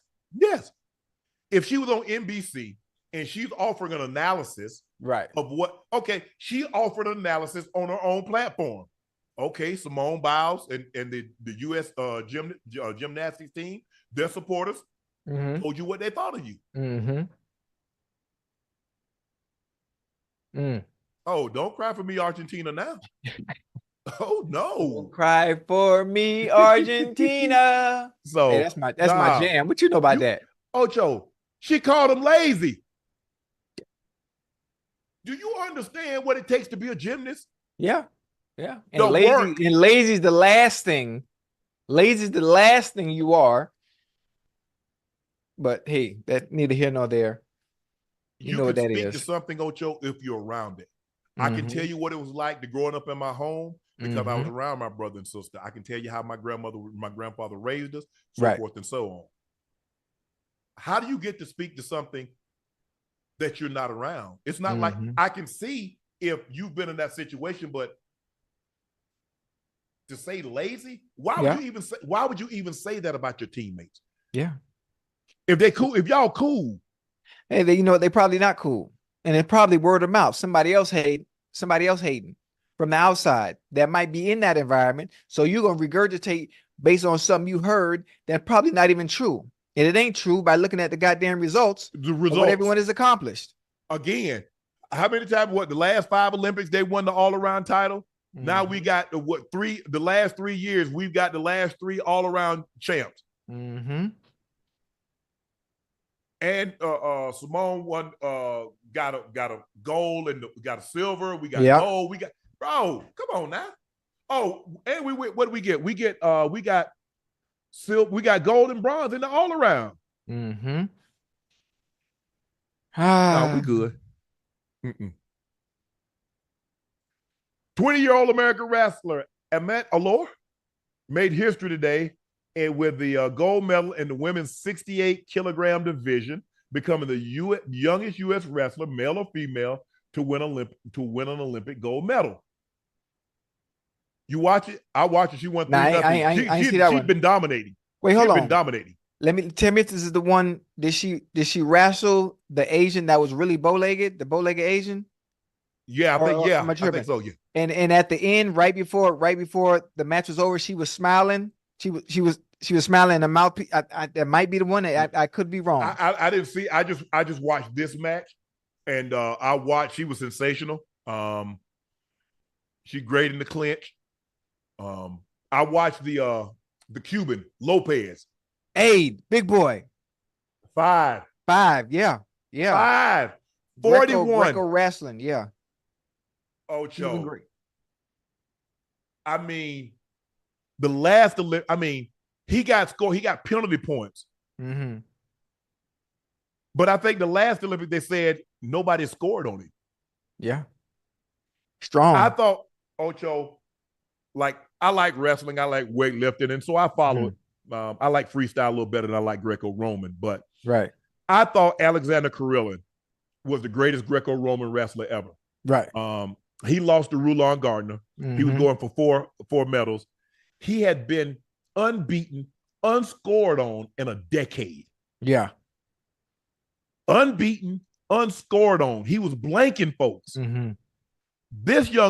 He ain't young, 41 years of age. Yeah. He took his boots off, wrestling shoes off, set them in the middle of the floor. That's it. Yeah. What else you got to prove? Nothing. You got 5 gold. You got 5 Olympic golds. You're a world champ. You're the greatest Greco-Roman wrestler, regardless of division. Yeah. In the history. Yeah, I remember. I remember them days, man. Did you wrestle? Hell yeah, my brothers and cousins. Oh nah. I wrestled in high school. I wrestled at Beach High, man. I was state champ in 1993. I never forget, man. Damn. Good days. Yeah. So what you wrestle? You wrestled in the 60 kilo? Who? You. Nah, back then I wrestled 145. 145, state champ, 6'8". Check it. Man, you ain't no state champ, Ocho. I did, man. Look at my technique. What you talking about, man? Look at my technique. State champ. Man, you too far away, man. They're finna scoop your ass. You see how I get up under there? See how I get up under there? Ocho, you think that guy gonna let you have that kind of distance? Oh, this is head right here. This is head. We locked up. Okay. We locked up. Hey, listen. I pull him. Listen, listen to me now. I pull him. Okay, I'm listening. I got you. Go ahead. Okay, let me see. I pull him forward. Let me see where your top hand. Huh? Let me see where your top hand is. Okay, right. Okay. This is hair. This is hair right here. Right? Okay. Boom. I lock and I dip. When I go down, I come up under him. First of all, he's not gonna let you do that because he's gonna control your left arm. He's not gonna let you do that. He not. Nah, he ain't gonna be able to control it. He ain't gonna be able to control it because you gotta remember, I'm all in one motion. Everything is one motion. I'm just showing you in slow motion right now. I'm trying to tell you, Ocho, when you go into the clinch like that, right, he's going to control your left arm. He's not going to let you get that kind of separation. Now, see, he's not going to be able to do that. You got to think, this is back in 92. They wasn't that experienced back then. 92. Hey, never 92. State wrestling champ, boy. Man. Look me up. Google it. I bet you see it. I want to see that. Yeah, it's there. The Florida boys, y'all different. Oh, yeah, we do some of everything. I see. Hey guys, y'all believe Ocho was a state wrestling champ? Yeah, it's on Google. Ask Google it. She'll see it. God damn, I'm out of breath. Shit. I know. And the thing is, once you break the clinch, man, hey, that freestyle, man, hey, them jokers quick and they strong. They some condition. Man, them jokers condition, man. Yeah. Crazy. Back then, I was light back then too. So I was light, I was quick. What you mean back then? You still are. Don't make me come up out this shirt, boy. I told you before our first show. Wait, Ocho, listen to me. Listen, our first show is August 22nd, right? Yes. In Atlanta, right? Yes. I guarantee you. Now we can make a little small bet. Say like $100 wager.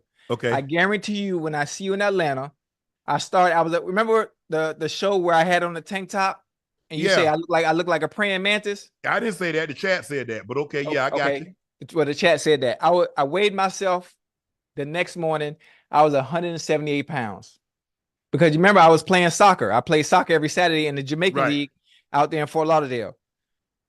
I guarantee you by August 22nd, when I see you, I'm going to be 200 pounds. 200 pounds or better. No, they have all muscle. All right, listen, I'm gonna get a scale. I'm gonna bring the scale with me so we don't have no excuses. I'm gonna weigh myself on stage right before the show starts. And that gave me a little short-term goal to strive for. Let me show Unc I can build myself. I can push my body to a point to where I can do whatever I want. I can fluctuate. I could be skinny and play soccer. No, I could bulk up and look like the Hulk. I could do whatever. That's like a giraffe saying I can do anything I want to be. I can be short. I can be tall. No, you can't. You're a giraffe. This is different though. This is different. Listen, I've already bulked up. I've already got the 215 before, just seeing how far I could push the body. And I had let myself go because I wanted to play soccer and I need to be able to run up and down the field and be fluid. Now I'm trying to prove a point to you where, listen, I could bulk back up and then just lose it right again, is which I'm gonna have to do when soccer season starts back up anyway. Man, y'all stop putting that on me. I didn't say that. The chat said Ocho looked like a praying mantis. I did not say that. You did say that. Oh, I said that, or the chat said that. Nah, you say I look like a praying mantis. So and Rail got there and she piggybacking off you to about, yeah, you do need to get in the gym. You getting kind of small. I say less. And it's really her saying it like, okay, boom. Matter of fact, and when I get my size back, I'm finna start posting thirst traps. Yeah, now what? And I know she watching. Now what? American teenager Sam Watson set the world record in speed climbing, the fastest sport in the Paris Olympics. In speed climbing, athletes scale a 15-meter wall in around 5 seconds, scampering up a series of holes towards a red buzzer at the top of the route.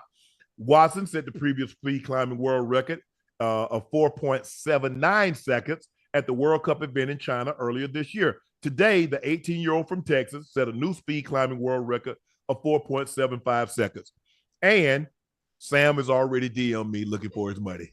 For real? Yes. Well, god damn, Sam. Matter of fact, he quit. Hold on. That's another one. Tell him let's race. Let's line that up. You want to rock climb, wall climb? Listen, Unc, this is great content that we can do. Listen, Finky. I can't do nothing. You can do it. No, I can do it. Tell him line it up. I don't know if I go to Texas. Matter of fact, we're gonna be in listen, we're going to Dallas, right? Yeah. We're going to Houston. I don't know where he lives, but we can meet up. We got a camera crew, you got a team of people, and we can race. He think he could climb because he ain't got. Boy, I'm out the city, boy. I'm used to climbing. Yeah. I'm used to climbing. Jumping over fences. things. You ain't climbing no trees, you climbing fences. We climb trees in the country. Listen, I climbed the mango tree. I climbed the fence. I climbed all. Man, listen, just tell him. That'd be a nice little challenge. Okay. Wait till I see what's his name? Who won the 1500? Cole Hocker? No, the 1500 swimming. Oh, Fink, Bobby Fink. Yeah. He got to see me too. Oh, Lord have mercy. He got to see me too. It's a different kind of pressure outside the Olympics. You think there's gonna be more pressure outside of the Olympics than in the Olympics? Huh? Yeah, with me, man, having to compete against me. You got to think about it. I'm gonna talk you off your game before we even start. Man, shit. That ain't got nothing to do. That man, Ocho, that man gonna be like a Kato Ledecky. Done got out the pool. That man gonna be done dried off. Oh, whoa. No, don't do me like that. Now, when it comes to swimming, ask anybody out of Liberty City. Like, you know how you say you ask anybody out of Savannah? Yeah. Not you. Ask anybody out of Liberty City when it comes to swimming, boy. Boy, I'm telling you, if I chose swimming, it wouldn't have been no Michael Phelps. All them goals would have been me, boy. I tell you no lie, boy. I swim like a dolphin. I tell you, listen, I lie for you before I lie to you. Ocho. When it comes to swimming, they called me Flipper in high school. Yeah, I understand. I'm telling you. First of all, Ocho, that man gonna be done dried off. That man gonna be dead to his press conference. Nah, man. He gonna be sitting in the bleachers waiting on you to finish. See, you doing me. This is how my teachers did Do me you in high know school. how far 1,500 meters swimming is? Yes, I know, because I used to swim the 1,500 when I was in junior high. I know. First of all, they just brought that. That's just been to the Olympics in the last 2 years. The last two. Yeah, Olympics. in the Olympics the last 2 years, I'm telling you what I did in training to prepare for football. I was you doing the 1,500. Oh Lord have mercy. How you think I got my lungs the way they are now? Talking. That too. No lie. Liberty City. Yeah. Check it out. That's 1,500 meters is 100. It's basically 100 meters less than a mile. Yeah, that ain't nothing. That ain't swimming nothing. A mile. Yes. Running a mile. No swimming. Boy. Listen, in Opelika, you know Opelika, right? You know about Opelika? Yeah. I used to swim the whole canal from one end to the other. Oh Lord. I tell you no lie. And it's gators in there. It's gators and snapping turtles. Hey, as a matter of fact, Ocho, you can issue the challenge because we're going to have Bobby Fink on later this week. Yeah, Bobby. Yeah, Bobby. So I'm in your chest, Bobby. He might be watching. I know he's watching. Watching. I'm sure he wouldn't mind putting up the 50 grand that he won from me against you to try to get another 50. Hey, well, listen, he going to be out of 50. I know that. Okay. He going to be out of 50. He come playing with me. And we got to race at Charles Hadley Pool. I need home field advantage. Man, look here. You can race in your bathtub and that man gonna beat you. Hey, look at my technique. Look at my technique. No, Ocho. No, Ocho. No, it's here. Nah, Unc. See, that's why I know you slow. You can't even, you too big. You can't even get your shoulders around, Unc. You got to come on back here now. No, you can't go back there. That's too long. Ocho, go watch him. Look at Phelps. Look at Phelps and Ledecky. They like knifing through the water. Their wingspan is bigger. That's not, listen, I'm aerodynamic. He got wide shoulders. My shoulders ain't wide, so I need to be cutting through that goddamn water, boy, like an AK. You hear me? I'm telling you, when them things you know why it's gonna be hard for you to swim, Ocho? Why? Because you got low body fat. So you got low body fat. Right. So to keep yourself above the water, right? That's why they outlaw those urethane suits, right? Because it took a lot of the buoyancy, you having to keep yourself up. Right. Now that suit kept you above the water. So now they don't let you wear the all over body suits like they did before. Yeah, but I don't need no bodysuit, babe. You got to understand you got to know how to breathe and relax. You got to know how to breathe and relax. That's all it is. That's all it comes down to. Breathing and relaxing. And sometimes I peek from left to right. Sometimes I peek to my left or my right to see what my competition is. But most of the time, I'm always you back there by yourself. Ain't no competition where you at. Now I'm talking about when I used to race. Oh, okay. Yeah, when I used to race. You know, the USA has opened up in a commanding lead. We have 29 more total medals than the People's Republic of China. We have 86 total medals, Ocho. We're number one in gold medals, 2 above the China. We have 31 silver medals, which is 10 more than China. And we have 31 bronze medals, which is 15 more than China. France. France is second in France and Great Britain are tied for second with 19 bronze medals. We have 31. China has 16. So right now we have 86. China has 59. They went by gold medal total, Ocho. Right. Australia is third with 14. France is fourth with 13. Great Britain has 12. South Korea 11. Japan 11. Italy 9. But we open up a commanding lead with we still have the women's hurdles, the men hurdles, both sets, 4 and 1 the 110s. We still have the 400 meter dash. Right. We still have 200 meter final. 200 meter final. Yeah. We have both relays. So there's an outside chance we could get 100 medals. Oh yeah. Yeah, it's doable. Medals. It's doable. But damn, I'm about to have to get some more money, Ocho. Huh? Because I think the world record is gonna fall in the 400 meter women's hurdle. Oh, when she gonna push her. She gonna push Sid to do it. She gonna push her. Sid ran easy today.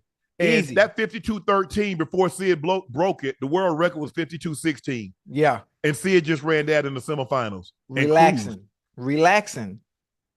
Yeah. So, yeah, my I got I called my accountant, right? And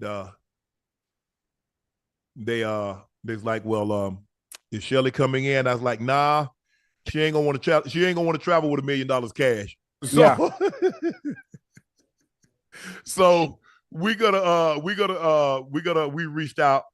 gonna reach out to all the athletes that were part of the mixed relay, the men's mixed relay, the women that set the world record in the final event. Who else set a world record? Well, obviously we owe Noah, Bobby. And he got to race me too, man. Yeah. See, that's the fact. Matter of fact, let me tell you, it's a different kind of pressure. This is what we should do. Now, before we pay these folk, right, based on their field events, whether it be field events or whether it be something in track, they have to compete one more time before receiving it. You can't tell me that's not a good idea. In order to get your money, you got to compete with me. So Noah, if you win the 102, then you got to compete with me and run the 102 in order to get your money. Think if you want to win your money, you got to compete with me in the 1500. Those who had the 4x4, right? Yeah. Mixed relay. Mm-hmm. The mixed relay, they get their mixed relay. I get Rail, and I get my homeboy. And they got Rail ain't running. Oh, boy, Rail fast as hell, boy. You ain't never seen Rail run? Nah, Rail ain't wearing heels. Rail ain't doing nothing. Nah. She wait, let me tell you something. Let me take my glass off so I can see you now. But listen, now you know my method now. Mm-hmm. I'm here to procreate now. I need to see your athletic abilities. Well, she can go, boy. We went to the gym one time and we raced, just playing around about 50 meters, 50 yards. We raced. I didn't open up, but when I looked to my left, she was on my hip. I said, you know what? Yeah, you the one. That's all I need to see. That was it. After that, 9 months later, here we go. We got another superstar in the family. So, what do you keep on talking about? I ain't out of no $1 million. I think what am I down like? 3? Yeah. I'm at 275. I tell you what, Ocho, you want to split? I go 12.5, you go 12.5, give Gabby. All right, bet. So now I'm down 287. Hold on. We are a team. We are down 275. Nah. We are down. Okay. Hey, but, listen. Hold on. First of all, time out. I think I was very specific. Right. World records. Yeah, people, they don't listen. They don't listen. Don't even World records, not Olympic records, not an American record. I said world record. I thought I was clear. For me, I changed it. I said anybody. At first, it was just track and field. Right. I said Noah Lyles. I said Sha'Carri. I said Sid. I said Rye. I said Grant Holloway.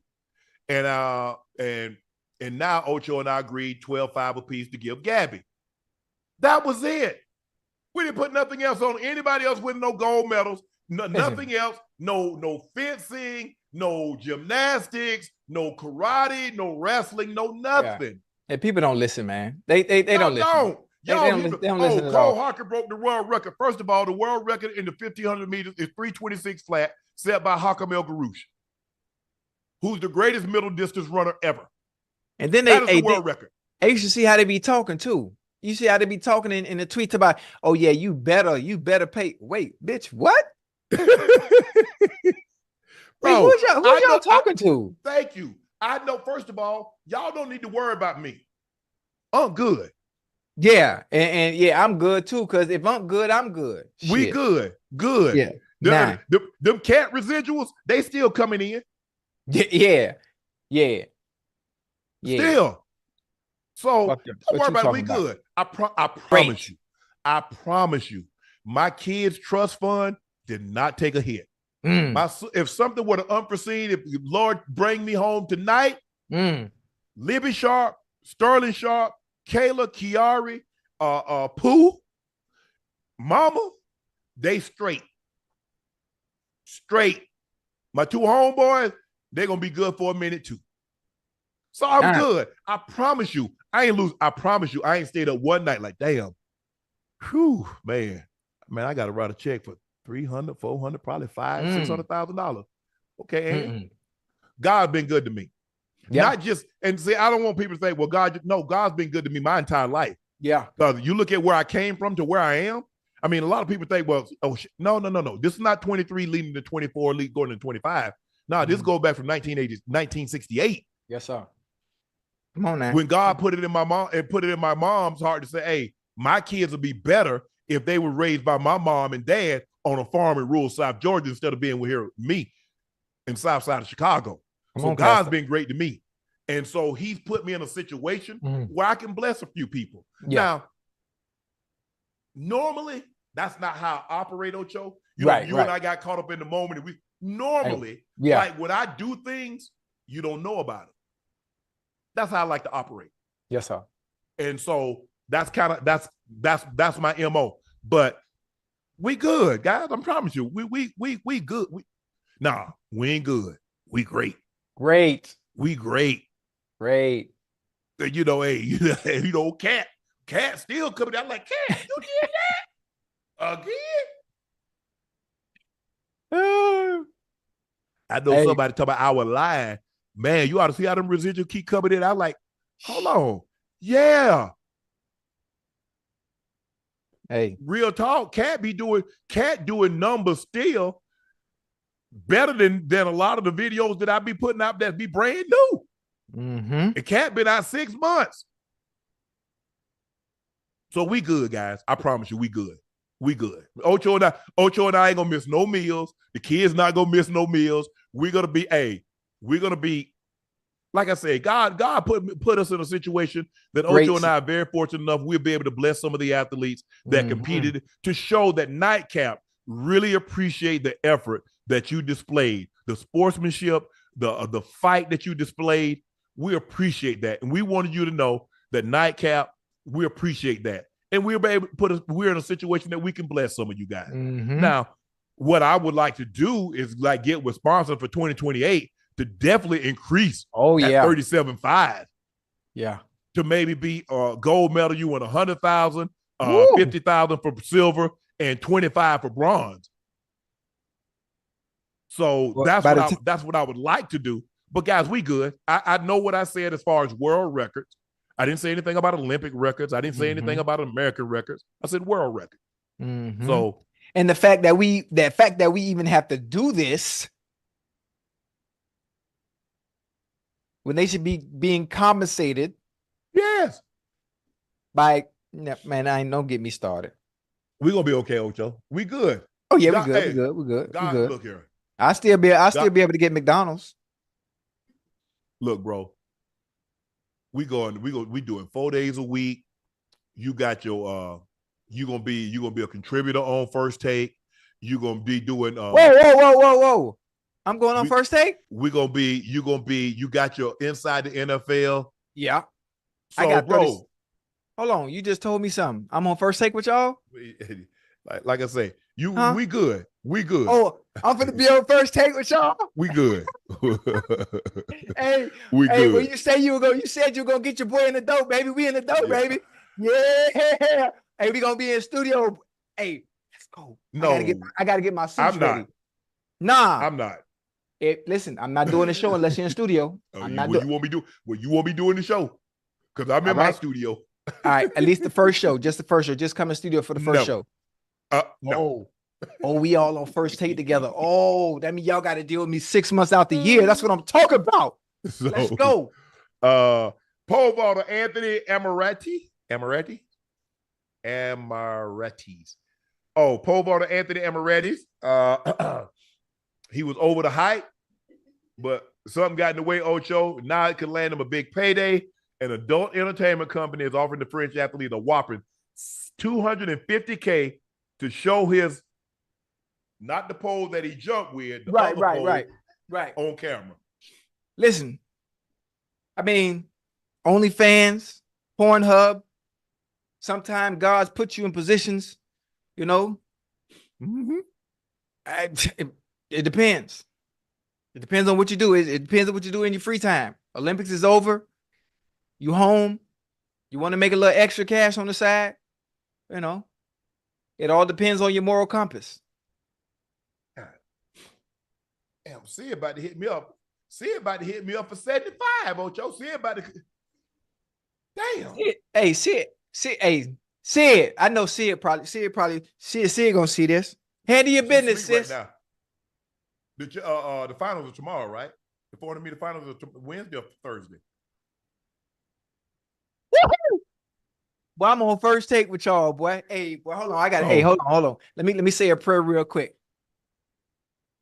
Yeah, boy, you said you're gonna get your boy on there. As soon as you get your foot in the door and why you talk about what? Let's go. Mr. Worldwide is headed to Conference USA. Pitbull, who's from South Miami, has purchased naming rights to Florida International Football Stadium in a multi-year deal. He will pay the school $1.2 million annually for the next 5 years for the opportunity to re-up for another 5 years. The stadium also houses Miami FC. FIU Board of Trustees approved the name to Pitbull Stadium in a vote on Tuesday. The stadium should rename. What stadium should rename Nightcap Stadium, Ocho? Hey, I like that. Nightcap Stadium. Who? Damn, what and they would only have night games too. Savannah State. Nah. What you mean, nah? Nah. Okay. All right. Yeah, Savannah State. But this is it's Unc and Ocho, so Savannah State gets first dibs. You right. I should name. They should rename the field because the stadium is already Ted Wright is the name of the stadium. Who is Ted Wright? I don't know. I think he's the first president or something, or a president of Savannah State. I just know I played in the stadium. I don't know who it was. And after an offseason full of back and forth, the 49ers are now willing to listen to trade offers for Brandon Aiyuk. And given the star wide... Huh? Man, they playing with my dog, man. Hold on. What? Ted Wright was Savannah State's head football coach from 1947 to 1949. How you ain't know that? For 3 years? No, I want my name. That's going to be Shannon Sharpe Stadium. Shannon Sharpe. Hey, I like that.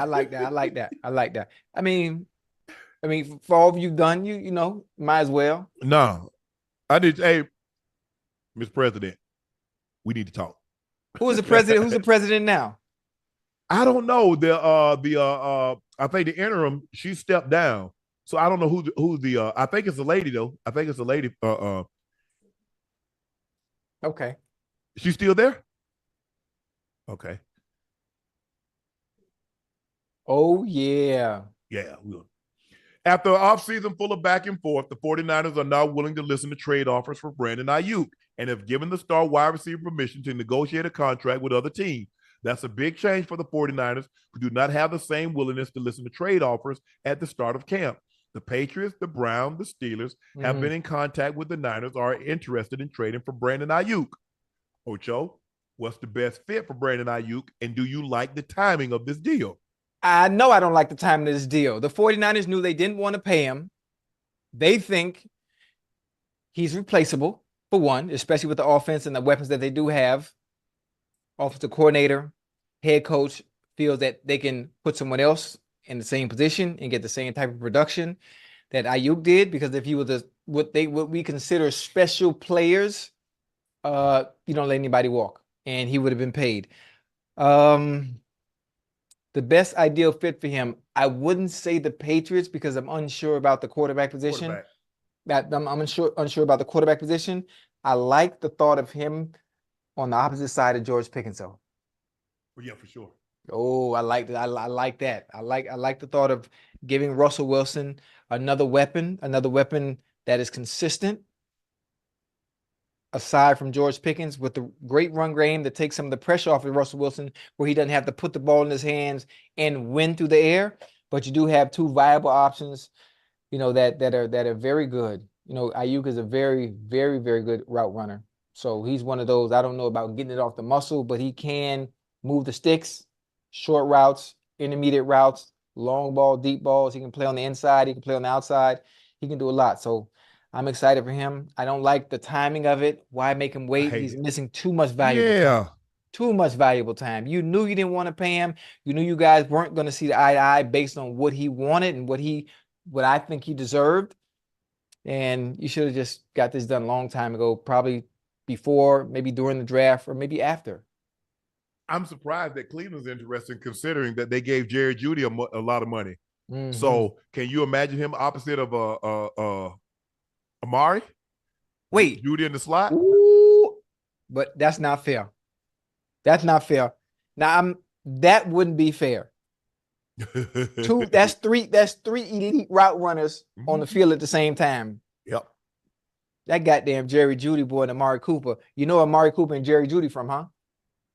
Yeah, from Florida, with Alabama. Okay, I just want to make sure. I just want to hear you say. I just want to make sure you know. Yeah, them boy can cut a rug now. Them boy can cut a rug. Super Bowl window. 49ers still open, closed. No, it's still there. Or closed. No, it's still there. It's still there. You got to think they're losing one individual that is. I'm not saying this in a disrespectful way. It's a position that is replaceable. If you think about the NFL in general, receivers are a dime a dozen. The special ones are not. The top 5, the top 3, special. But everyone outside of that is replaceable. You can find and get that production from so many other players, especially maybe the ones that they're going to have fill that spot. The way their offense is run, they'll be fine. The way Shanahan calls plays, they'll be fine. Yeah, I think the thing that window is definitely still there. Jerry Jeudy's gonna have to prove himself. He has a lot to prove. Yeah. Because he went in front of CD, he went in front of Justin Jefferson, he went in front of a lot of guys that's been all pro, that's been multiple time Pro Bowl players. Right. He's gonna have to step up. Yeah. There's no more excuses. Well, they weren't using me right. I didn't have no quarterback. You're in a system. You have a quarterback now. So now it's time to produce. Yeah. I mean, he's capable too. He's capable. I think the only thing or only issue with my guy Jeudy is with confidence. Once that confidence kicks in and you let that it factor that I know you possess, you're gonna be fine. Let that Florida swag and Florida attitude and aura, let it show in your game. And I think you'll be all right. Yeah, I agree with you, Ocho. I just look, y'all know y'all weren't gonna sign Aiyuk because you got Brock Purdy coming up next year. You're gonna have to give him $40-50 million. Right. So how you gonna have him? I mean, Debo, you got Big Trent. Big Trent want to be the highest paid tackle. He's thought of as the best tackle in football. He wants a new deal. You just made Christian McCaffrey the highest paid. Got Debo on a big contract. George Kittle is the highest paid tight end in football. You got Nick Bosa. Yeah. I thought Kelsey was the highest paid tight end. It's Kittle.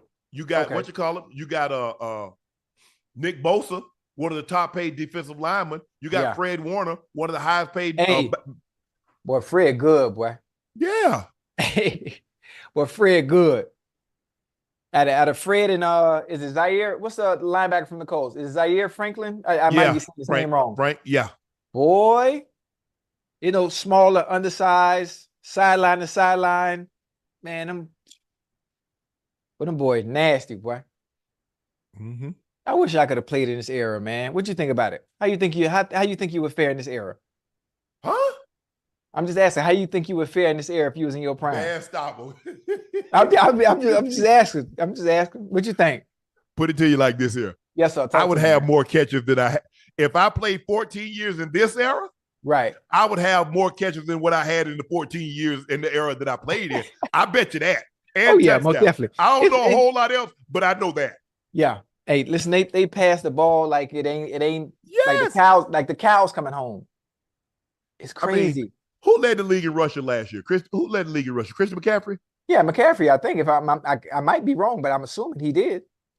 Bro, what do you have? 15 yards? McCaffrey had what, 1,500 yards? How many yards McCaffrey have last year?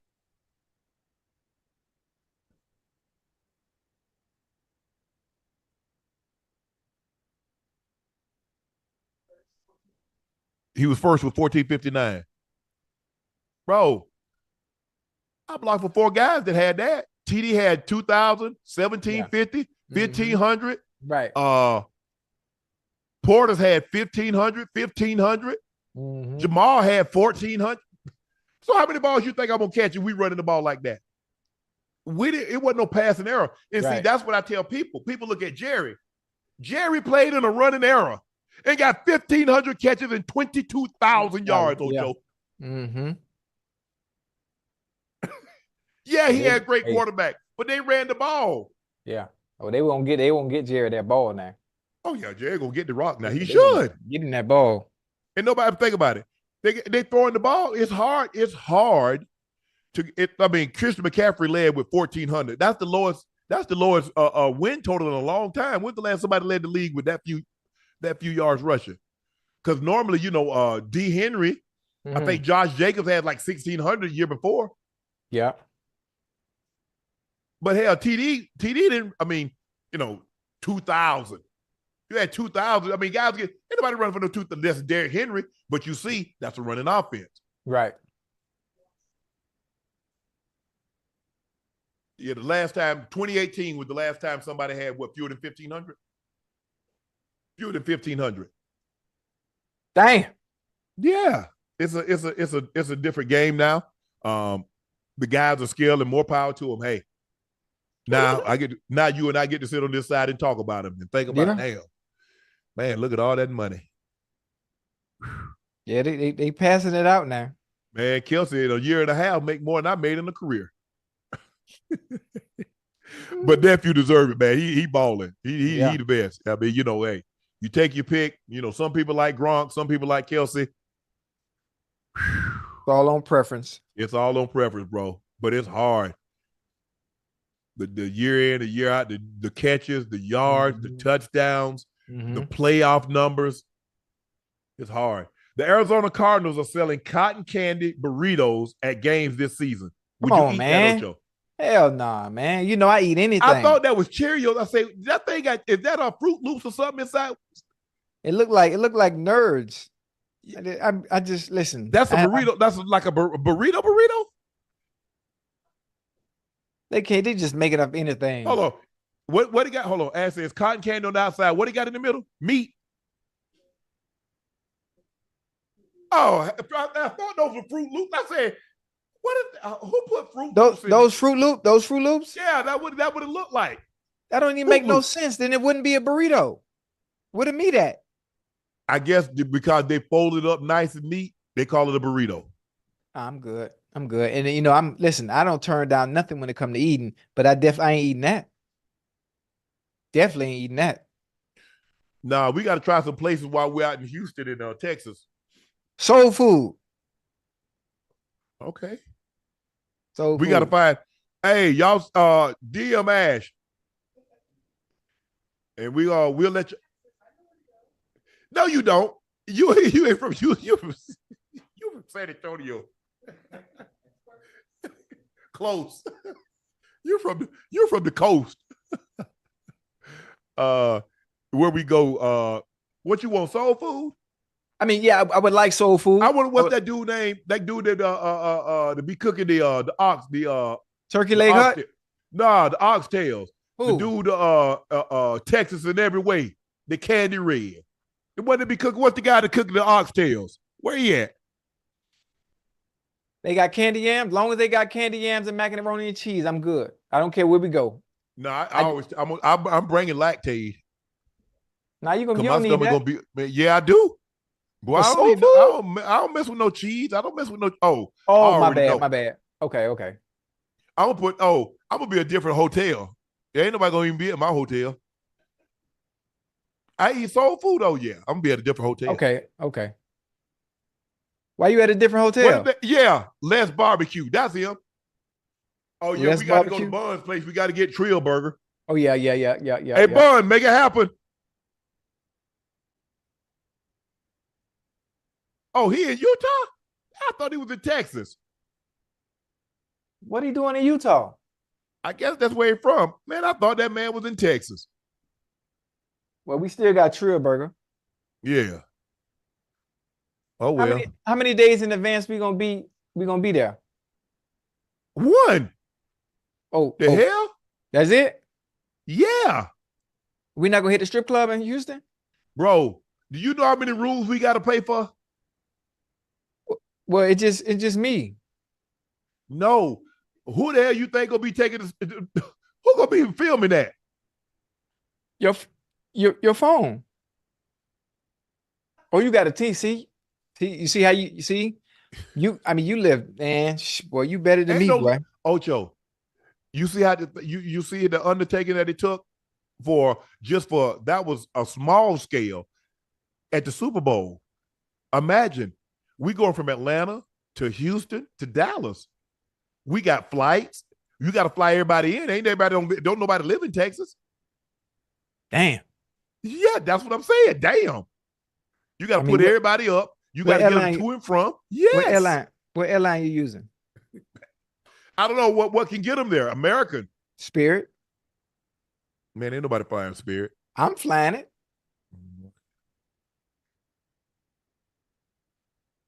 Mm-mm. We get everybody one Airbnb.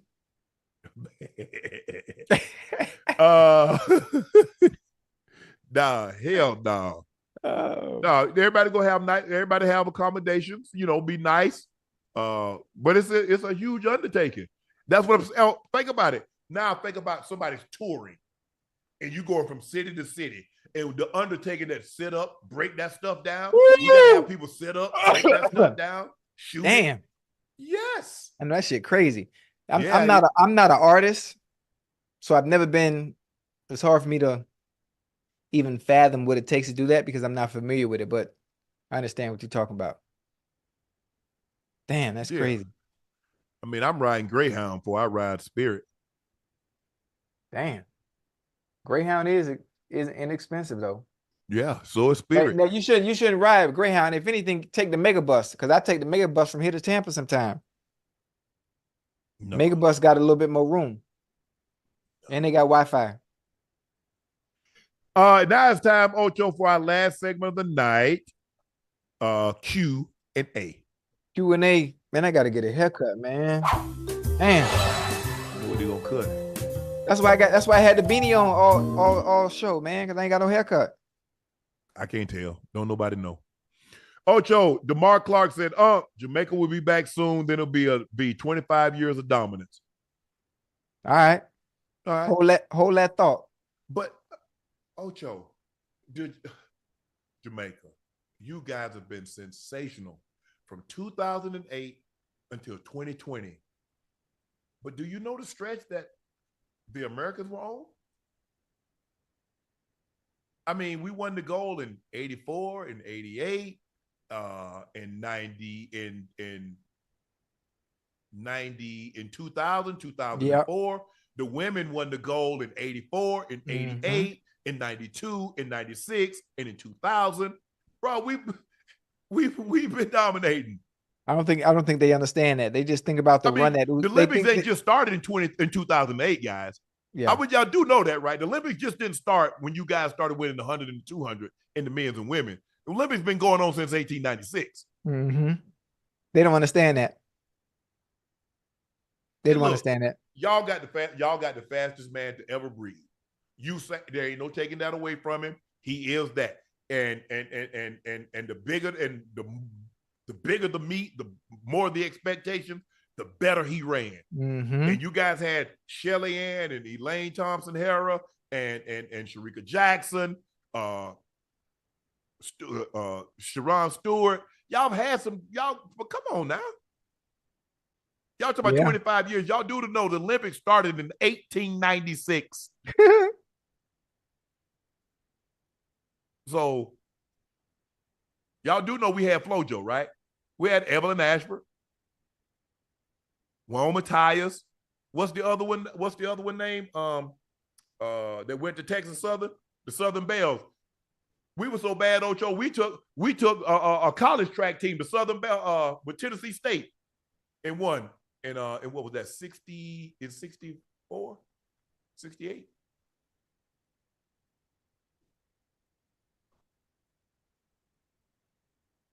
What's she had braces on.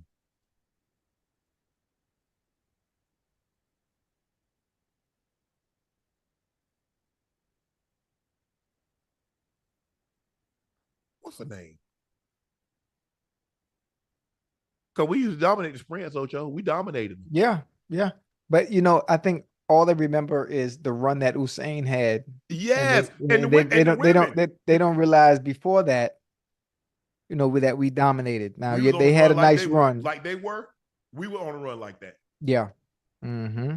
In the 60s, we dominated the 100. Yeah. We dominated the 400. We dominated. I mean, like I said, if you want to talk about dominant, you go back and look at our 4x4. Yeah, we've lost a couple. Mm-hmm. But if you go back to 1960, Wilma Rudolph. Did they forget about Wilma Rudolph? They don't know about them people, man.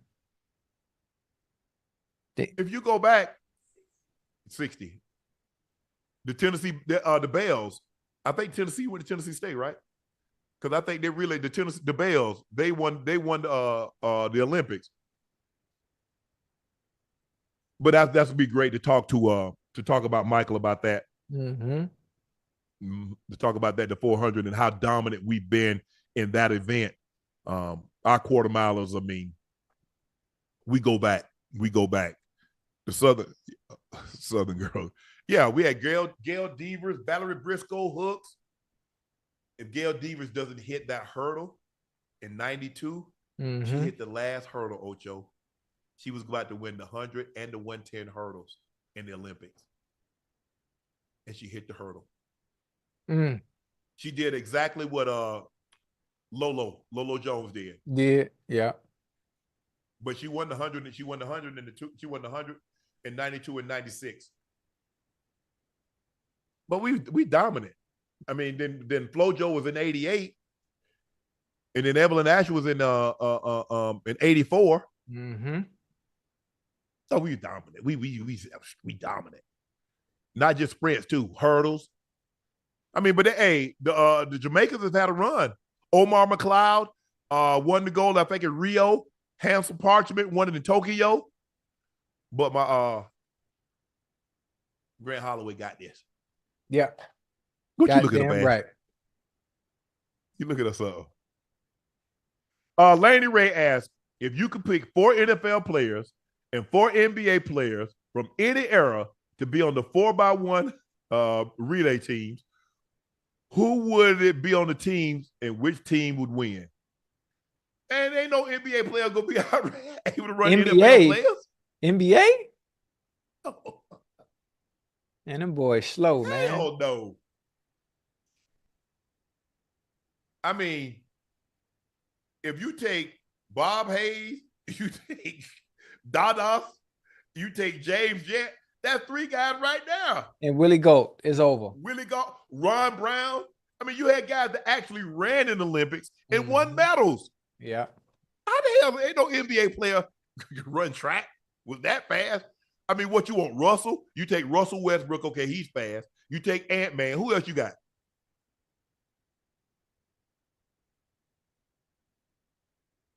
I can't even think of hell, that. I'll take some defensive linemen. I'll take Myles Garrett. I'll take Micah Parsons, because he fast. No, I'm just gonna take D lineman. What's the guy that went number 1 overall to Houston? Oh, from Alabama. No, he from North Carolina State.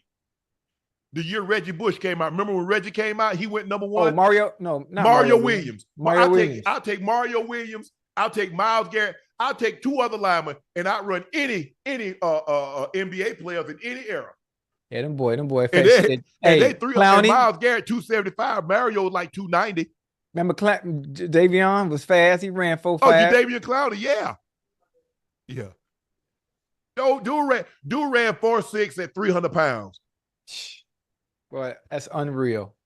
Tight ends, VD, Vernon Davis ran 4.38 at 250.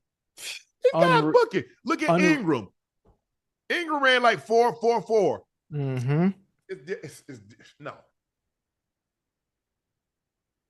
No.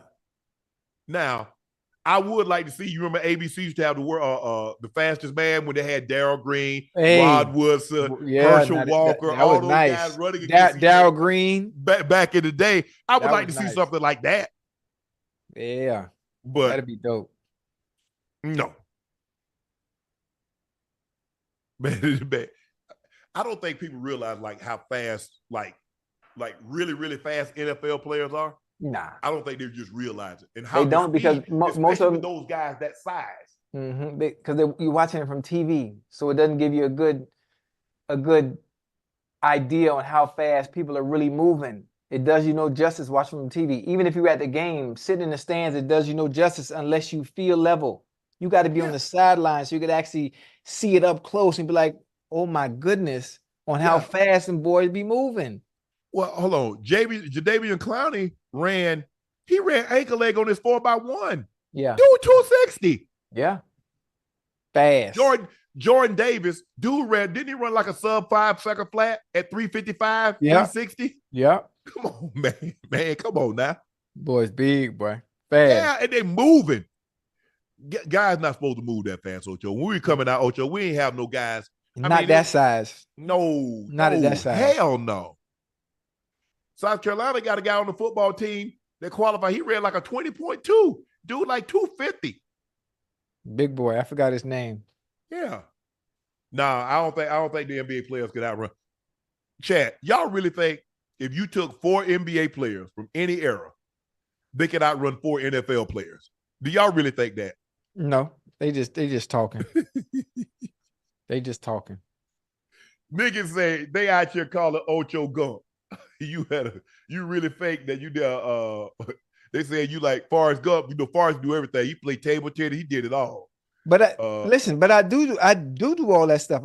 Listen, when I talk about things and we talk about the Olympics and stuff like this, I'm giving you my life experiences on what I've done throughout the entirety of my life before football came along. These are all real events. Yeah. And I play ping pong. I play table tennis. In Overtown, I'm known for table tennis in Overtown. That's what I do. Ask my homeboy Buckwheat.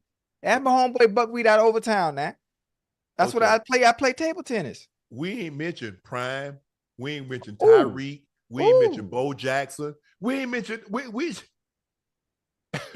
try to get y'all some D linemen. It's not even close. Not even close. I mean, y'all just saw Xavier Worthy run 4.21. That boy's getting out, boy. Yes. And plus, they don't run like that. So there's never a reason for them to open up. Because the court's only 94 feet. Where they going to run? Out the tunnel? Run to the locker room? They ain't got no reason to build up no speed like that. So they don't train like that. Yeah. Ocho, can you cook? Who? You. Man, come on, man. Now you listen. When you hired me as a co-host, you're supposed to do your homework. You're supposed to do your homework on some of the things I did to see if we fit, if the chemistry would be great, and we could talk about some of the things that I've done, some of my life experiences. Now I went to culinary art school at Le Cordon Bleu. Now, come on, man. You supposed to know this stuff, man. One of the reasons why I was able to get real, because I don't spend no money, is the fact that I have the quality of being able to cook. That's it. I thought you got a call. They call you Lizard. Huh? Nah, it ain't. Nah. That Lizard. That was back in the day. That's when they called me Lizard. But I'm just saying, why? Well, you need help. I went to Le Cordon Bleu, man. You need to seek therapy. For what? Why you ain't know I could? Why you ain't know about throw down now? No. Tamario Bullard said, my daughter starts school on Tuesday at Savannah State. Tamario, thank you so much. I really appreciate that. She's going to love it. College by the Sea, the Blue and Orange Tigers. We take quarterbacks. We take Michael Vick. We take RG3. Who else? Who else had speed, Ocho? At quarterback? We give him Terrell Pryor. Terrell. Oh, and the kid out of Arkansas. Remember the kid they moved to wide receiver? Oh, you play with me. You play with me. Mallet. I think No, Jones, the quarterback. They moved to the wide receiver at Jacksonville, and they drafted Matt Jones. Matt Jones. Yeah, I remember Matt Jones. Yeah. Sheldon Post says, if Russ loses QB1 to Justin Fields, is it the end of his Hall of Fame career, or will he be willing to take a backup role? I don't know. I don't know how. Man, ain't no goddamn backup, and stop hypothetical. He's not finna lose a job, man.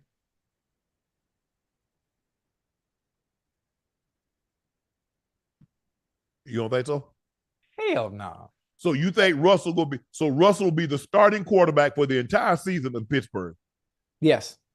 He will be wait. He will we be we ain't gonna wait nothing. No, he will be the starting quarterback of the Pittsburgh Steelers. Oh my God, the Pittsburgh Steelers for the entirety of football season, as long as he's playing efficient football and not turning the ball over. But what guy loses his job that's playing efficient and not turning the ball over? What the hell, Ocho? No, bet $250. You want to bet? Yeah. Wait, say what's the bet first before I take it? The bet that Justin Fields will start at some point this year. Oh man, I'm taking that bet. It's what, but one thing you never do, you never bet against God's child. And Russell Wilson is one of God's children. I ain't betting against God's child. I take that bet any day. I'm betting against you. You ain't betting against me. Yes, I am. Wait, so you think Justin Fields at some point is gonna start or play? Yeah. Over Russell Wilson? Mm-hmm. Man, not over Jesus Sandals. Let's bet. Bet $250. Whoa. $250, right? Yeah. Okay, yeah. Bet. I had to clarify that. Man, Ocho, you need help, man. Guys, you don't want to miss tomorrow. Michael Johnson will be joining us. We're going to talk to him about not only the 100 meters and Noah Lyles winning the race in one of the closest races in Olympic history, but also Gabby. We'll talk about Sha'Carri and when is the 400 meters finals? Is that Thursday too? We're gonna ask him a lot. We're gonna cover a lot of topics because there's a lot to talk about, and we've had Justin Gatlin on, who did an unbelievable job of breaking down men's on Friday, women's on Wednesday. Okay, so it'll be very, very interesting what he has to say. Please make sure thank you for joining us for another episode of Nightcap. Please make sure you hit that subscribe button. Please make sure you hit that like button. And guys, do us a favor. Go join Nightcap. Subscribe to the Nightcap podcast feed wherever you get your podcast from. Every podcast subscriber counts. Thank you guys for making us what we are today. And we're only going to get bigger and better thanks to you. Make sure you check out Shea by Laportier. We're taking pre-orders. We have it in stock, so we should be able to turn your order around fairly quickly. Please go follow my media company page on all platforms. That's Shay Media, and my clothing company, which is 84, which is 84 spelled out. Our Olympic merch just dropped. The link is pinned at the top of the chat. Use code Olympics.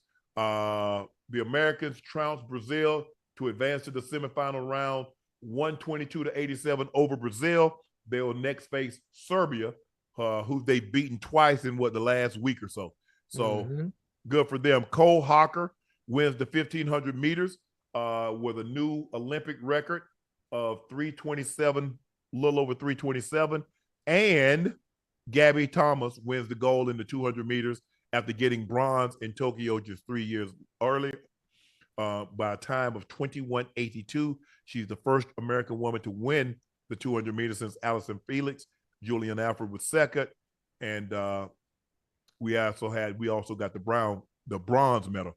Cole Hocker, as I said earlier, he outkicks Josh Kerr and his American teammate, Yared Nuguse, and wins in 3 minutes, 27:65, a new Olympic record.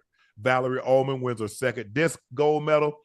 She won in Tokyo. She wins again by almost two meters, 69.50, 221 feet, 0.184.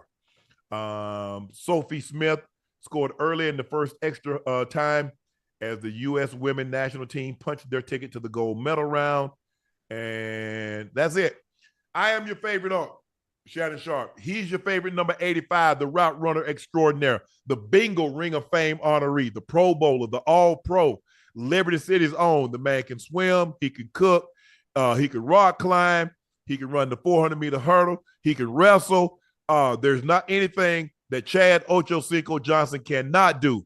Coming to his all-encompassing one-man act is coming to a city near you. Thank you for joining us for another episode of Nightcap. I'm Unc. He's Ocho. We'll see